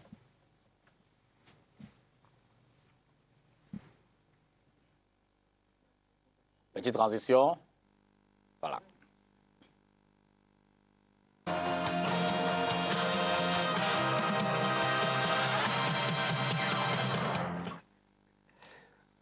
Voilà, un événement sourire après la transition. Ça a été nécessaire, hein, la transition. Non, je n'ai pas Alors, besoin de m'énerver parce que d'abord, je sais mon Tout en ami, et prenant suis votre absolument- réaction, Hervé, je voudrais quand même qu'on parle un peu des hommes aussi. hein. Non, je Parce voulais qu'au-delà d'abord de tout- commencer. Les Oui, hommes m'intéressent vous allez plus. ajouter à la présidence de la Vous ne pouvez pas me République. suggérer mes réponses. Vous allez répondre, mais j'ajoute ma question. À la présidence de la République, on va peut-être commencer dans l'ordre. Déti Assomo prend les commandes. C'est l'ancien gouverneur de la région du littoral. La Et présidence de la ensuite, République. Excusez-moi, c'est je veux dire, vraiment le à la niveau défense, zéro. ministère délégué à la présidence en charge de la défense. Merci. C'est ce que je voulais dire. Je voulais commencer dans l'ordre de préséance par rapport Heureusement à... que j'écoute. Hein. Voilà. Et puis, toujours là-bas, toujours au ministère délégué à la présidence, cette fois au contrôle supérieur de l'État, il y a Mme Ba Acha qui, elle, vient du côté du Nord-Ouest où elle était procureure, je crois, vice-procureure. Hervé, vous répondez et puis on parle des hommes, tout au moins ceux qui entrent à la présidence de la République comme ministre délégué. Écoutez, franchement, moi, le débat sur les zones m'intéresse très peu parce que chaque personne a son caractère, sa compétence, son expertise. Donc, chacun aura le destin de son éducation, sa capacité à tenir. Ce qui m'intéresse, c'est comment faire pour que nous allons vers, n'est-ce pas, la construction de ce bien-être social. J'ai entendu beaucoup de choses de la part de Joshua aussi et Sambaka et Anissé. Mais sur cette partie, je voudrais répondre quand même à Joshua aussi. Je pense qu'il est très facile de venir dans une émission de télévision et d'aller dans le sens, caresser le sens de l'opinion, en mettant tout dans un sac, en disant tout. Bon, revenons quand même sur quelque chose. Moi, je ne peux pas laisser passer l'idée selon laquelle c'est nous qui aurons invité le Boko Haram au Cameroun. Venant de la part d'un de nos plus brillants parlementaires, c'est quand même scandaleux. C'est très scandaleux d'entendre des propos pareils. Nous n'avons pas cherché cette guerre. Elle nous est imposée par les autres. Que M. Joshua aussi ne soit pas d'accord sur la conduite des... C'est son droit. Mais ce que nous faisons comme constat, et je prends tous les Camerounais à témoin, et d'ailleurs le monde à témoin, c'est que notre armée, sous la conduite de son chef, a contenu militairement cette transgression de notre frontière, de notre territoire. Je voudrais aussi venir sur un plan strictement de principe. Je pense que Joshua aussi, qui a été élu pour la première fois parlementaire, doit avoir le respect de tous les débatteurs qui ne sont pas dans le même camp que le sien. Quand il dit « vous vous êtes là » parce que c'est un mot à la mode dans son milieu de l'Africa Foot, où les gens disent tout et n'importe quoi, parfois n'ont pas le sens du mot comme lui là. La dernière fois qu'il a été à la Coupe du Monde, il m'a rapporté un « vous vous êtes là » et je trouve qu'il m'avait donc insulté en 2010. Donc je pense qu'il faut respecter les gens qui n'ont pas le même point de vue que vous et laisser aux autres de s'exprimer. Alors, pour revenir là maintenant, sur le débat, monsieur le député Tongo, vous pouvez lire tous les mails du monde. Je voulais dire à ce compatriote ou bien ce téléspectateur que moi aussi, je supporte les charges d'envoyer des enfants à l'école, et j'en ai beaucoup. Et je vais lui dire que ma carte du RDPC n'est pas une carte de réduction, ni dans la boulangerie, ni à l'économie, ni au collège d'Iberman, où je paye aussi une pension pour une de mes filles à Chevrel. Donc aujourd'hui... C'est bizarre que tu n'envoies pas tes enfants à l'école publique. Hein? Parce qu'ils ont choisi d'aller dans ces institutions, mais c'est un débat personnel. Moi, je suis un produit de l'école publique et j'en suis fier. Non, donc, moi ne me dispersez pas, s'il vous plaît. Je voudrais donc dire que prendre tout et dire que c'est le président... Quand l'État était bien géré, l'école publique était la meilleure. S'il te plaît, Jos. Prendre aujourd'hui... Je sais que vous faites une fixation sur le président de la République. D'ailleurs, non, mais le mouvement dont tu es le mouvement dont tu es le vice-président, même s'il y avait un accident à Bonamsadi, on dirait que c'est Paul Biya qui a organisé l'accident. Je crois qu'il faut cesser cette façon de faire parce que vous amusez.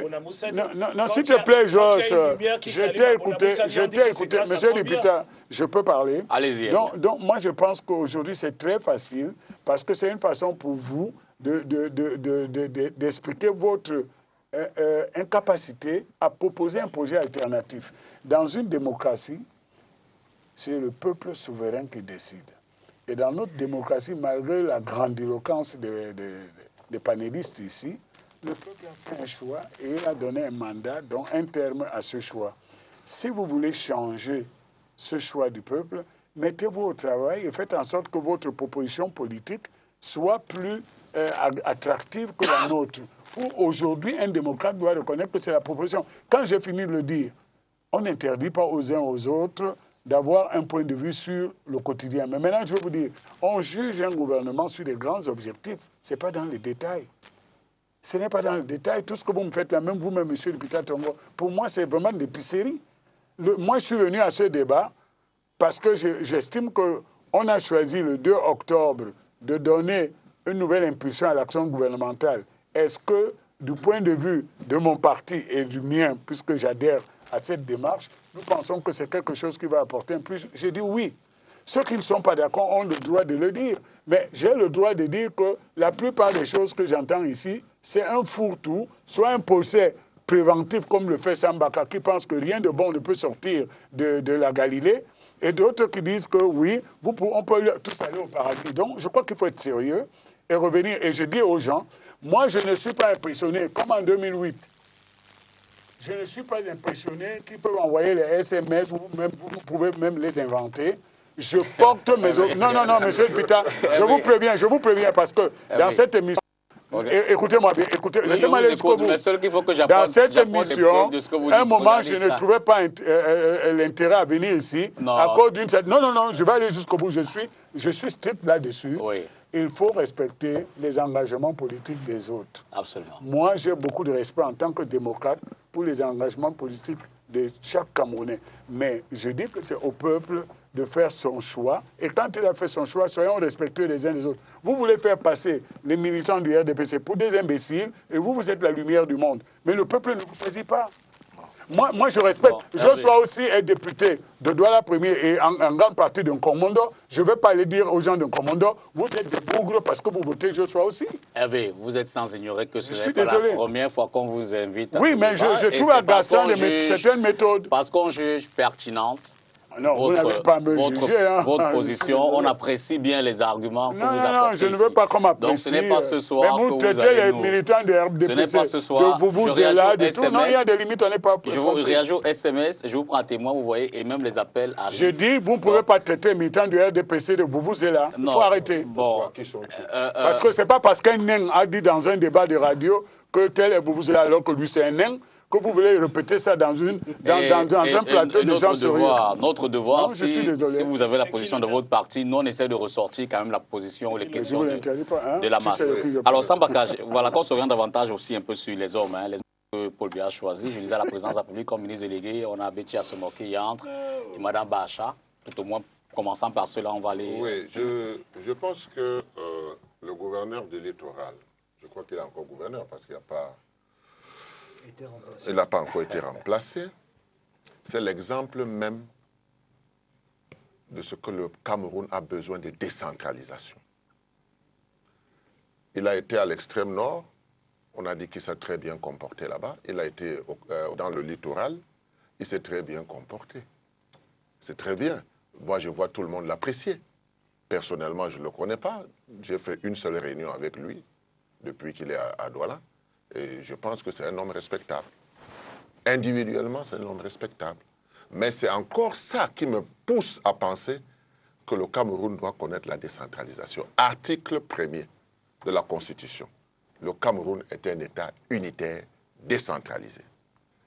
Alors, cette décentralisation qui est bloquée, on prend quelqu'un qui est dans la région, qui fait du bon travail pour l'envoyer au pouvoir central.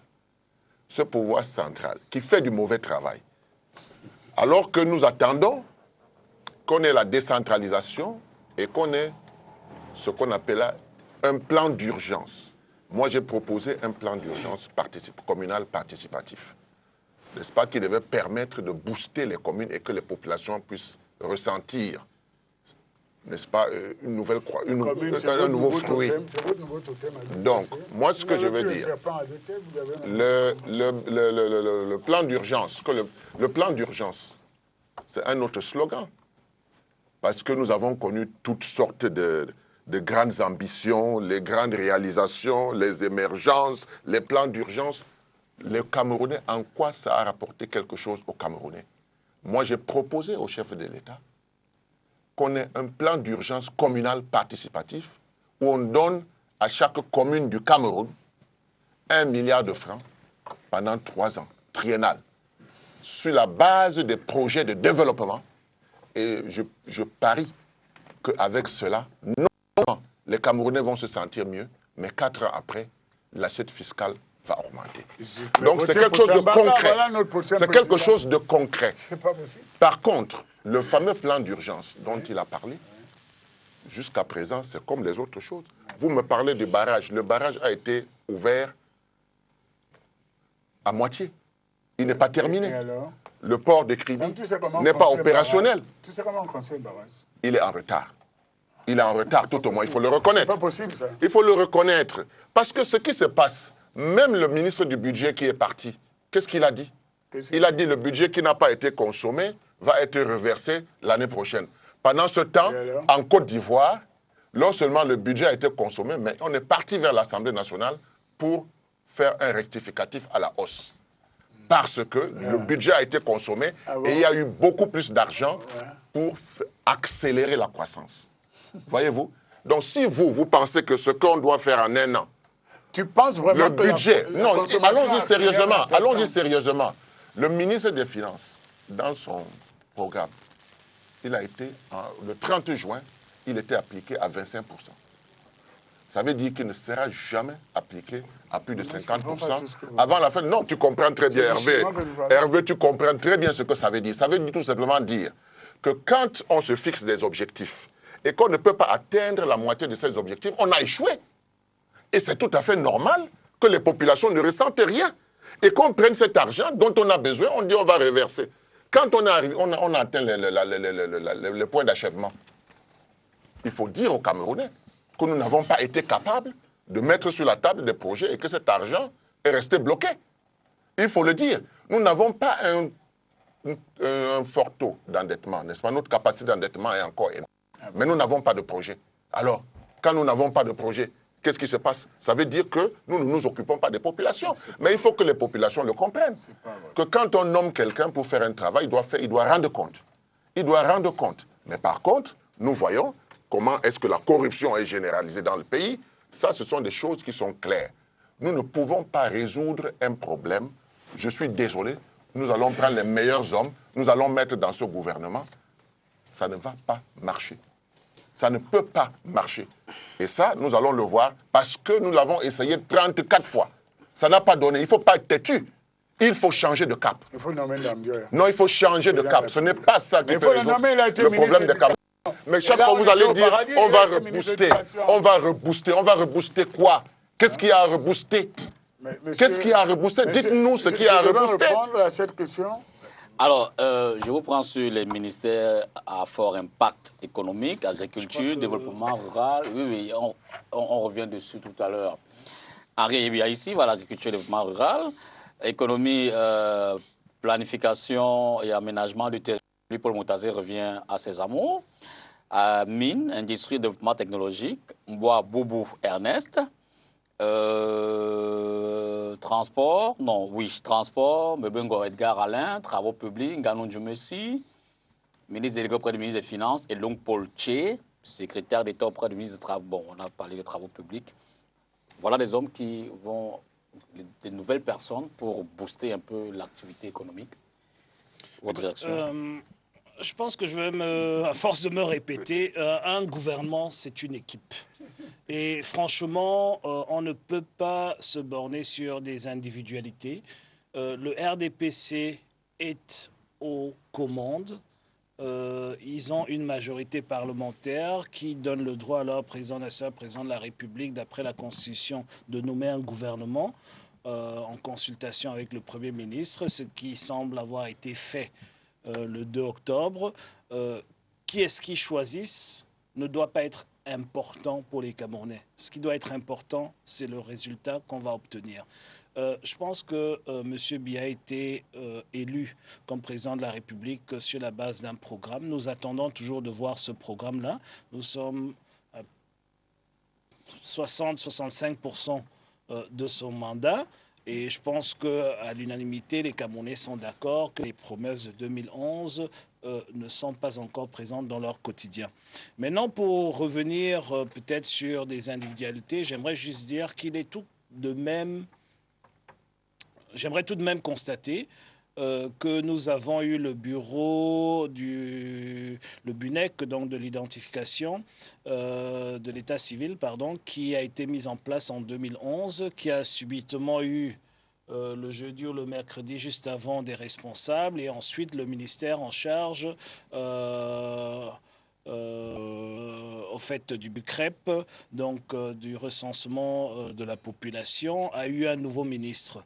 Nous savons que le recensement de la population est en cours et nous savons que le plus gros problème fondamental que nous avons au Cameroun aujourd'hui, c'est le découpage électoral qui est basé sur un recensement qui ne tient pas la route.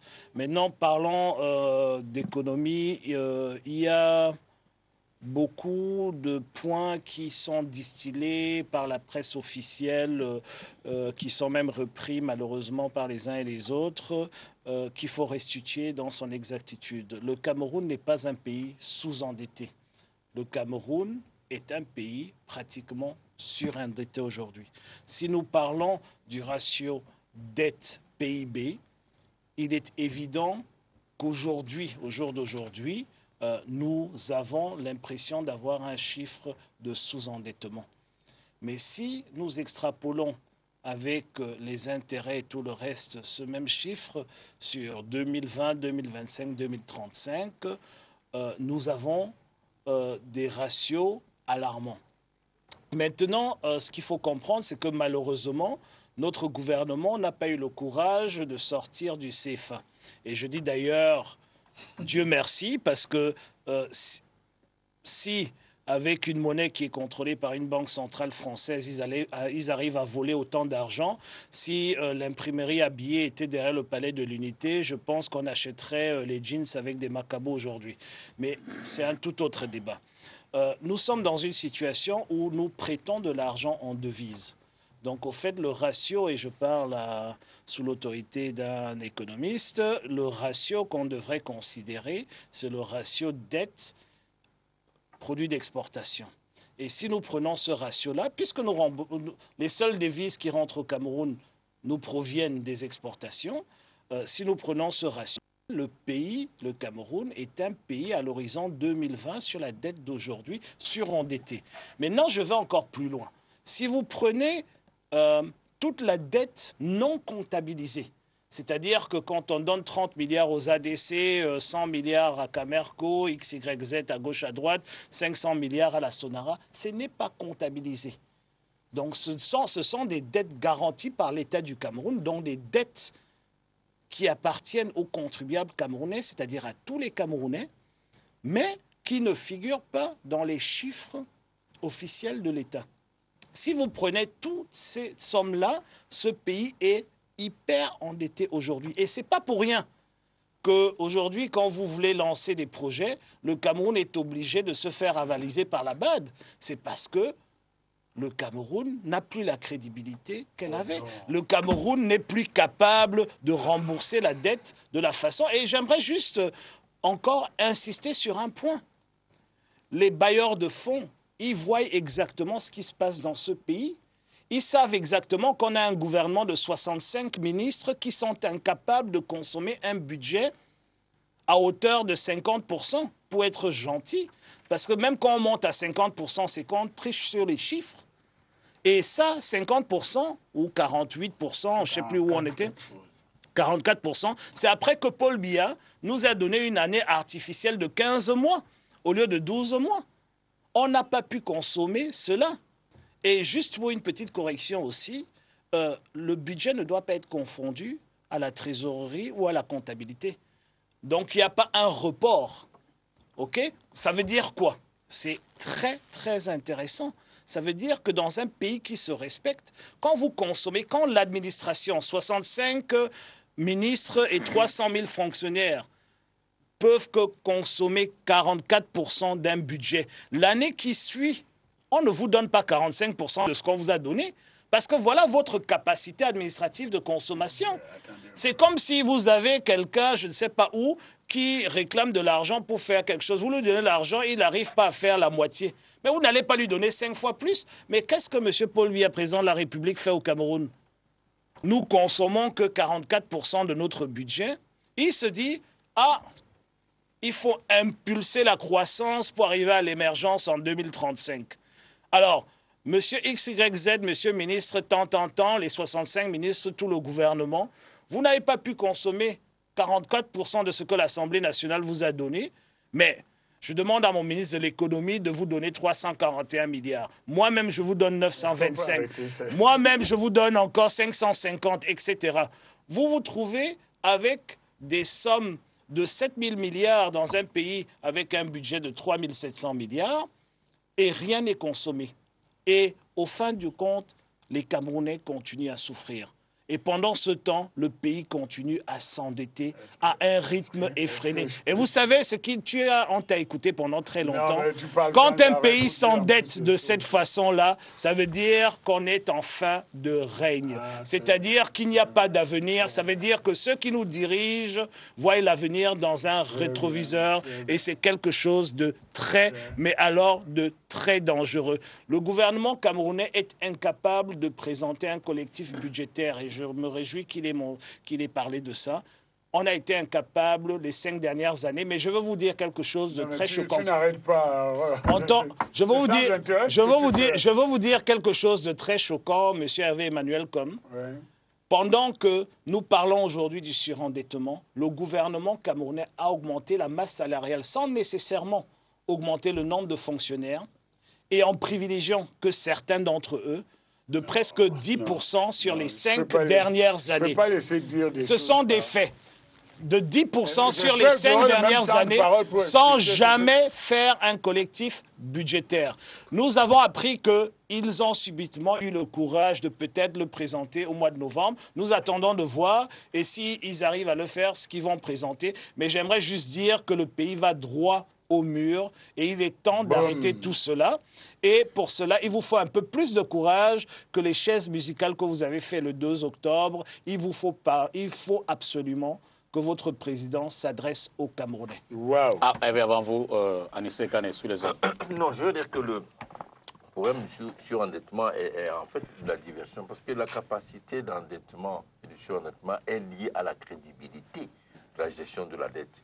Ce n'est pas uniquement un problème de ratio. Vous savez, bon, les États-Unis peuvent indéfiniment s'endetter compte tenu de la crédibilité de la gestion de leur dette. Il n'y a pas de problème de ratio.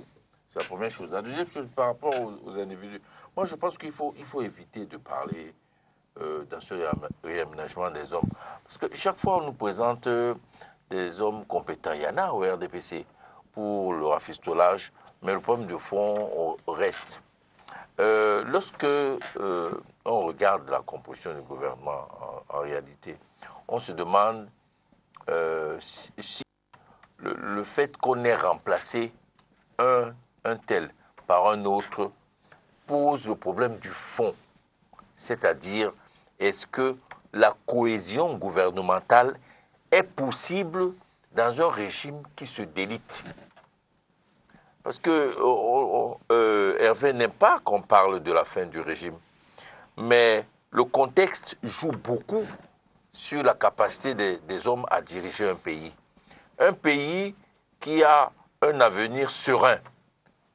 Forcément, le contexte favorise une certaine gestion uniforme, homogène de la situation. À partir du moment où l'ensemble des cadres et des clans au pouvoir, au RDPC, sont déjà dans l'après-BIA, pour la plupart, ils considèrent qu'on est dans une période de transition. Forcément, l'intérêt général compte de moins en moins. Il s'agit de se mettre en ordre de bataille pour la gestion de la transition. Et on y est.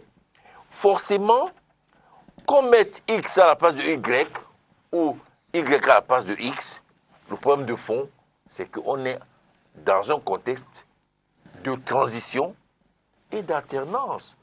Forcément, le poids des individus est automatiquement minimalisé dans un tel contexte. Hervé Emmanuel encore. Je dois parler de quoi? Vous voulez réagir? Non, moi je suis désolé. À ce qui vient d'être dit. Je suis là dans une situation où on met tout et n'importe quoi. Je ne sais plus ce que suivre dans ce débat. Je suis désolé avec tout le respect que je vous dois. Et les hommes? Parce que ça ne m'intéresse pas. Là, de ce point de vue, je suis à la même longueur d'onde. Parce que ce qui m'intéresse, c'est l'incidence de l'action gouvernementale sur les résultats du choix de société qu'on a fait. Et j'entends des choses sur l'endettement qui sont totalement inexactes. Et on mélange tout. Je crois qu'un bon débat, je m'excuse, monsieur le député Tongo, eût été de le mettre. Si vous voulez qu'on parle gouvernement et croissance, on aurait parlé de ça. J'entends des choses. L'occasion d'un remaniement donne l'opportunité de parler de tout. Excusez-moi, j'entends des choses où on dit que... Il s'agit de la gestion de la cité. J'entends des choses où on dit Et dans la cité, tous les problèmes se posent. Il y a un Camerounais qui a posé la question sur le prix du carburant. Par exemple. Allez-y, Hervé. Je ne vais pas vous risque de vous annoncer aussi que je peux passer le même temps que j'ai passé avec pour revenir ici. Si vraiment moi, je voulais sortir de chez moi parce que j'habite la banlieue pour servir à quelque chose, mais pas pour ce genre de trucs. Écoutez, je ne comprends pas le raisonnement qui consiste à interpréter une question stupide. Excusez-moi. Bon, je m'excuse parce que compatriote ne connaît pas comment se fait la structure des prix de carburant. Donc, il peut penser que lorsque le baril descendra à 10 francs, lui va payer 11 francs à la pompe. C'est pas comme ça. C'est pas comme ça. Non, j'ai entendu beaucoup de choses et je voudrais dire aussi ma part de ce que je crois connaître quand même la finance. C'est-à-dire que le niveau d'endettement d'un pays, la grande question aujourd'hui, c'est le lien entre les choix financiers d'un État et sa capacité au remboursement. Et comme disait Michel tout à l'heure, pas la confiance et la bonne gouvernance. Quand j'étais étudiant, une des leçons qu'on nous enseignait et qu'on ne peut plus enseigner, je l'espère même à Yaoundé, c'est que par définition, un État ne fait pas faillite. Or, on a vu avec la situation de la Grèce, du Portugal. Elle ne fait pas faillite en interne. Non, elle ne fait pas faillite par définition. C'est-à-dire que l'État ne peut pas s'écrouler et que les créanciers... En interne. Mais on a quand même un exemple historique où les emprunts russes n'ont pas été remboursés jusqu'à aujourd'hui. Donc, je pense que dans un secteur comme l'endettement, il faut faire très attention parce que s'endetter, c'est renvoyer aux générations futures le remboursement de ce que nous, on utilise aujourd'hui. Or, la dette en elle-même n'est pas une mauvaise chose si elle est vertueuse. Voilà. Si vous vous endettez pour construire un chemin de fer ou construire un port en eau profonde ou construire un barrage qui va produire de l'électricité, c'est une dette vertueuse. Et je pense d'ailleurs que dans le passé, le Cameroun, malgré les capacités qu'il avait, n'avait pas opéré les choix pour faire un endettement vertueux. Des pays comparables aux nôtres avaient fait les choix contraires et qui leur ont permis de se développer d'une façon plus rapide dans des secteurs comme l'industrie. Mais il n'y a pas de crainte à avoir aujourd'hui. Ce qu'il y a comme débat aujourd'hui, et ce n'est pas une question d'être au RDPC ou pas, est-ce que l'endettement d'aujourd'hui, si c'est pour payer les fonctionnaires, c'est non. L'endettement d'aujourd'hui, si c'est pour entretenir le train de vie de l'administration, c'est non, parce que l'administration, par définition, ne peut pas être productive. Mais maintenant, j'ai entendu quelque chose, je permets quand même que le vice-président de la Commission des finances a dit des choses totalement inexactes. La structure du budget d'un État ne se limite pas aux frais, n'est-ce pas, au train de vie de l'État. Dans la structure du budget de l'État que lui a autorité pour voter, avant ça, d'abord, il y a une loi de règlement. Et la loi de règlement nous permet de montrer les équilibres de ce qui a été réalisé ou pas et de ce qui reste. Je vois aussi dire une chose... Est-ce que tu es dans le débat, là? Oui, je suis dans le débat. Je n'ai jamais dit ça. Il parlait tout à l'heure que l'argent serait artificiel, donc on ne peut pas reverser ça pour... les prochains exercices. J'ai jamais dit ça. C'est pas exact. J'ai jamais dit Bon, ça. alors, je dis si tout tu n'as pas dit, simplement. laisse-moi répondre. Laisse-moi répéter ce que j'ai dit pour que tu ne te perds pas une deuxième fois. Non, parce que c'est totalement inexact. J'ai dit que les budgets, normalement, sont en déséquilibre. C'est-à-dire que quand il y a un surplus budgétaire, ce n'est pas nécessairement une bonne chose. Parce que nous parlons du budget et nous ne parlons pas d'une comptabilité ou, si tu préfères, pour ta compréhension, d'une trésorerie. Est-ce que je peux maintenant parler? Okay. Ça veut dire que vous avez prévu peut-être de dépenser 100 millions de francs, vous n'avez que dépensé 80 millions de francs. OK, ça ne veut pas dire qu'il y a 100 millions de francs de disponibles pour reverser à l'année prochaine. Non, ce que je voulais expliquer, c'est qu'un budget, c'est quoi? C'est recettes et dépenses. Tout à fait. Bon, un budget, c'est comme un bilan d'une entreprise. C'est pas la même chose. Il n'y a pas la magie.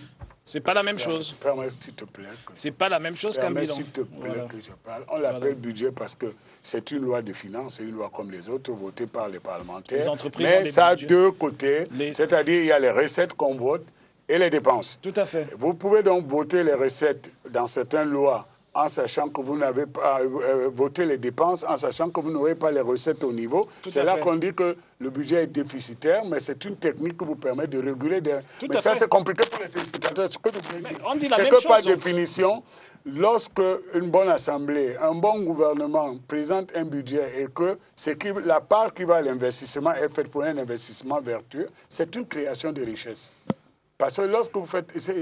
on enseigne dans les facs d'économie... Je suis d'accord avec toi, mais tu ne dis pas la même...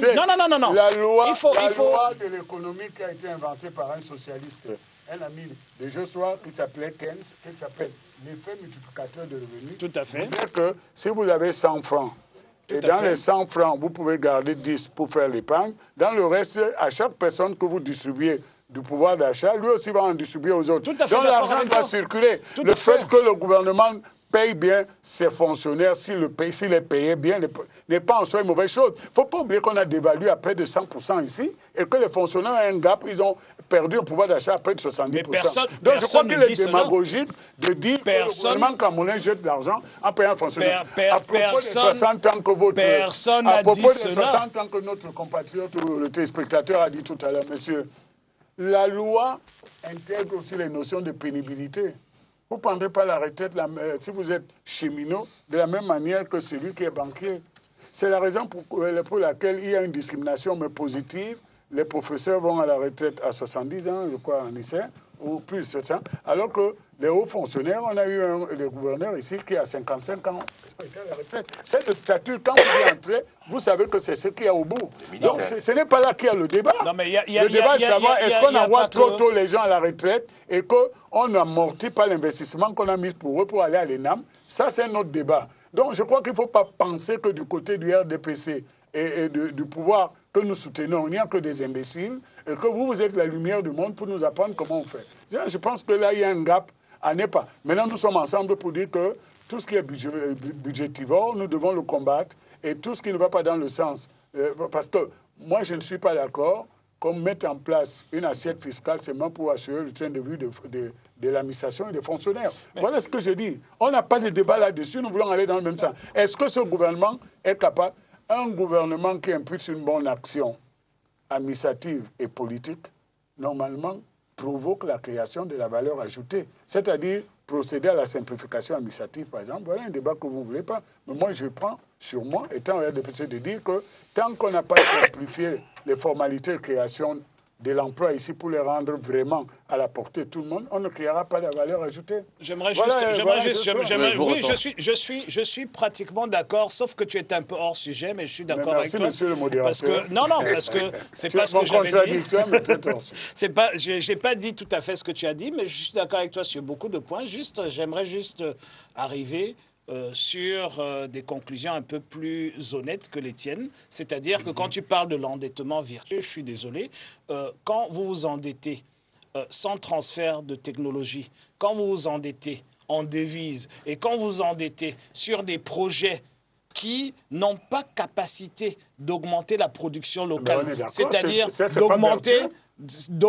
d'augmenter la valeur ajoutée interne.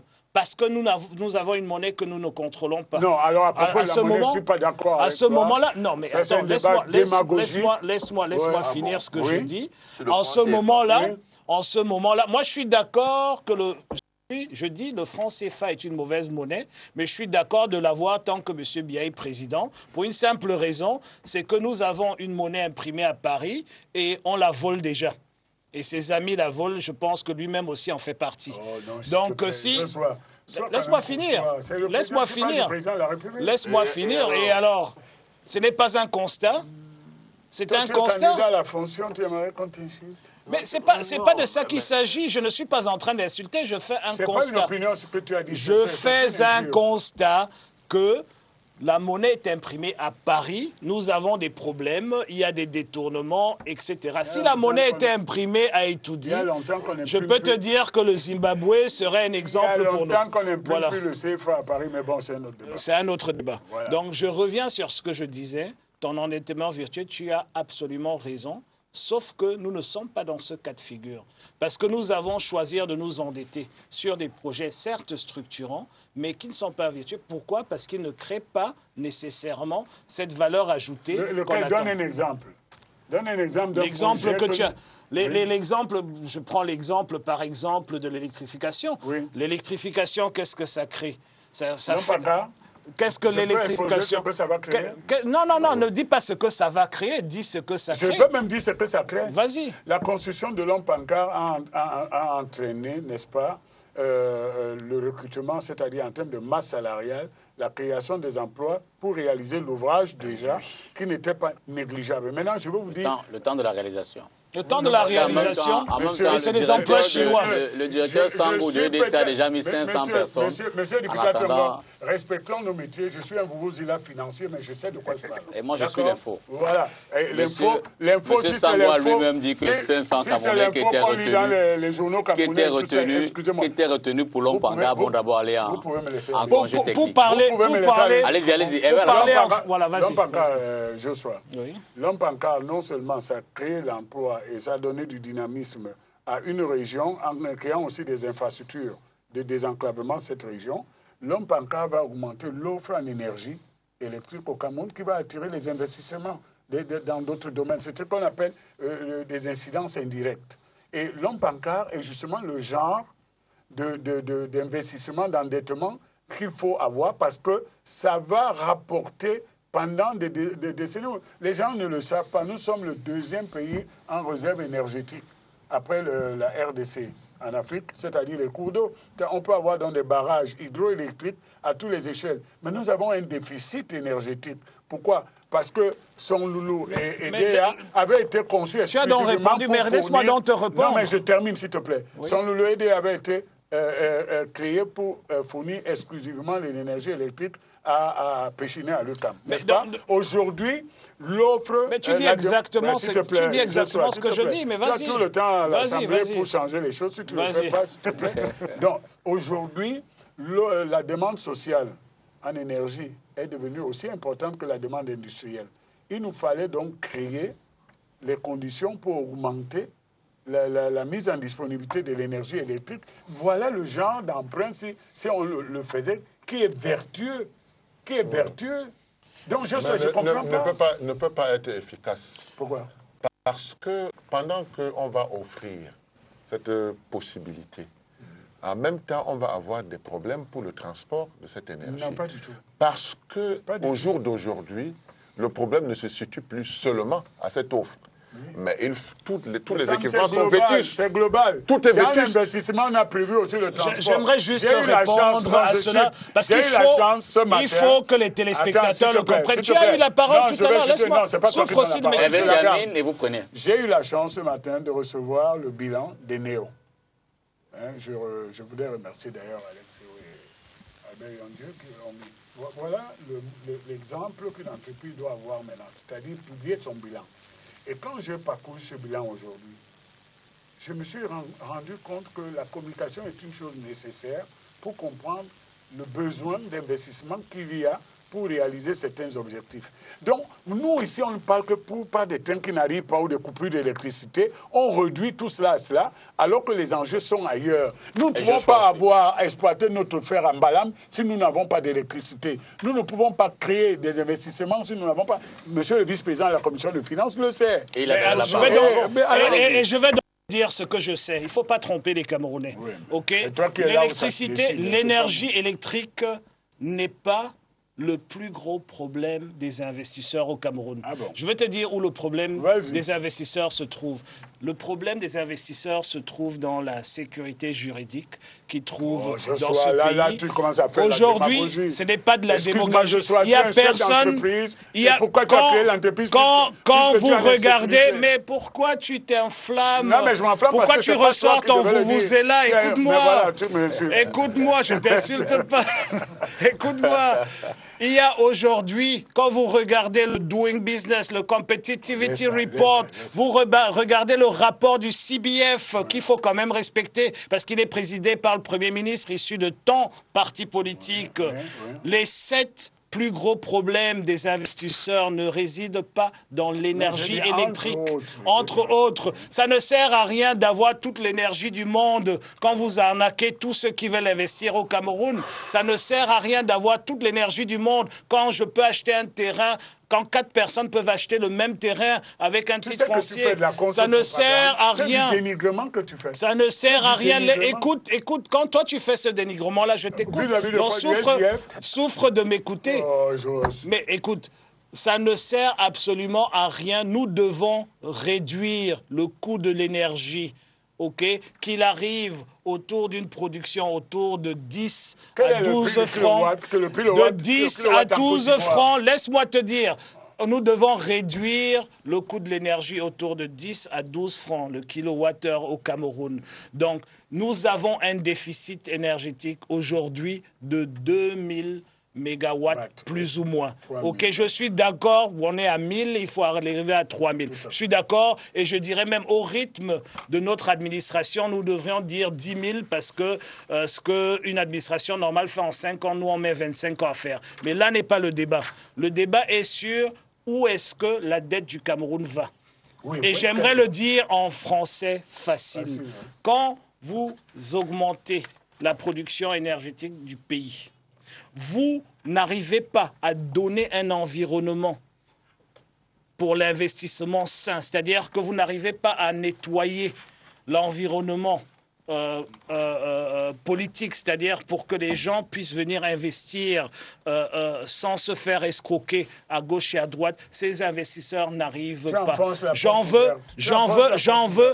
veux pour preuve ton champion, le président national. Depuis que je regarde la télévision, que ce soit la STV ou une autre chaîne de télévision, j'ai jamais vu qu'il recevait en tête-à-tête un homme d'affaires camerounais. Il ne reçoit que des petits bandits étrangers parce qu'ils ont la couleur blanche. Laisse-moi finir ce que je dis. Et ce n'est pas comme cela qu'on va moderniser ce pays. Ce pays a besoin de ses fils. Ce pays a besoin d'un environnement des affaires sain. Et c'est par là que ça... Tu nous endettes aujourd'hui, tes amis nous endettent aujourd'hui pour créer plus de l'électricité. Entre-temps, où est-ce qu'on consomme cette électricité? C'est sûr, c'est uniquement sur des importations, des équipements électriques. Donc nous avons un double déficit de la balance commerciale. C'est-à-dire que nous prêtons de l'argent en devises et nous dépensons nos devises pour importer des biens, pour consommer ce que nous produisons. Je peux pas. Ok, laisse-moi juste chuter. J'aimerais juste dire que le débat sur la production énergétique est une bonne chose si le gouvernement camerounais peut arriver à apporter le kilowattheure autour de 10 francs CFA.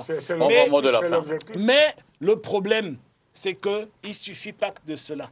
C'est-à-dire que pour que des gens, aujourd'hui, il n'y a pas d'investisseurs.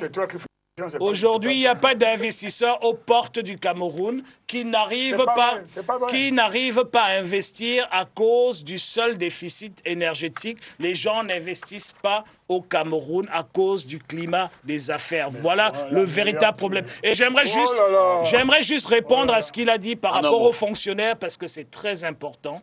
Il ne faut pas faire des amalgames et il ne faut pas simplifier le problème pertinent de la fonction publique camerounaise. Nous avons des contractuels d'administration, nous avons des fonctionnaires qui ne sont pas au même pied d'égalité, qui ne sont pas traités de la même façon.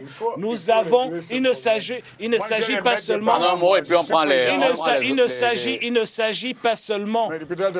Il ne s'agit pas seulement de la pénibilité. Non, il faut dire quand tu dis des bêtises, il faut quand même parler des bêtises. Excuse-moi. Il ne s'agit pas seulement de la pénibilité des emplois, pour parler de l'âge de la retraite. Il y a tous ces Camerounais qui sont les amis de qui de droit, à qui on octroie des années supplémentaires avant d'aller à la retraite. Et le monsieur normal qui est à Moulundu, Kousseri ou à Mundemba, que personne ne connaît à Yaoundé, qui doit aller à la retraite. On sort pas le mot de la fin avec Kainese Kane qui commence. Je veux dire que le caractère factice de ce débat pourrait laisser croire que le problème de notre pays est un problème technique. Le contexte des affaires est d'abord politique. Mais bien sûr, merci. C'est-à-dire que, je crois que les investisseurs ont le regard fixé sur l'avenir du pays, sur le plan politique. On est dans un contexte où l'équilibre politique n'est pas assuré pour les prochaines années. Je crois que c'est la raison fondamentale pour laquelle les investisseurs traînent les pieds à venir au Cameroun. Tout à fait. Sambaka, le mot de la fin. Oui, je dois dire que nous avons fait un débat, mais le problème fondamental reste. D'un côté, nous avons un gouvernement qui a été mis en place, qui ne va apporter aucune efficacité dans ce pays, et les Camerounais le ressentent de plus en plus. il ne faut pas se voiler la face. On a besoin c'est un problème structurel qui nous fait venir ici pour dire que c'est un mauvais gouvernement qui ne peut apporter aucune efficacité. Après 33 ans d'essai, je crois quand même que quand on a essayé 33 fois, ça veut dire que ce n'est pas la bonne voie. Il faut donc aller à autre chose. Maintenant, je dois dire en même temps que l'alternance, c'est quelque chose de fondamental, parce que quand on a essayé quelque chose qui ne marche pas, il faut essayer ailleurs. Et il ne faut pas faire croire aux Camerounais qu'ils ont massivement voté pour abandonner leur pays. Ils doivent contrôler, ils doivent sanctionner le moment venu. J'ai choisi le mot de la fin. Ben déjà, j'aimerais dire que je pense que le réaménagement, parce que je cherchais le terme, du gouvernement du 2 octobre ne change en rien les difficultés quotidiennes des Camerounaises et des Camerounais. Et il faudrait qu'on ait le courage, tous ensemble, de se dire qu'on s'est trompé sur le cap et qu'on s'est trompé sur les solutions ou sur la qualité des solutions. Et qu'on ait le courage avant d'attendre...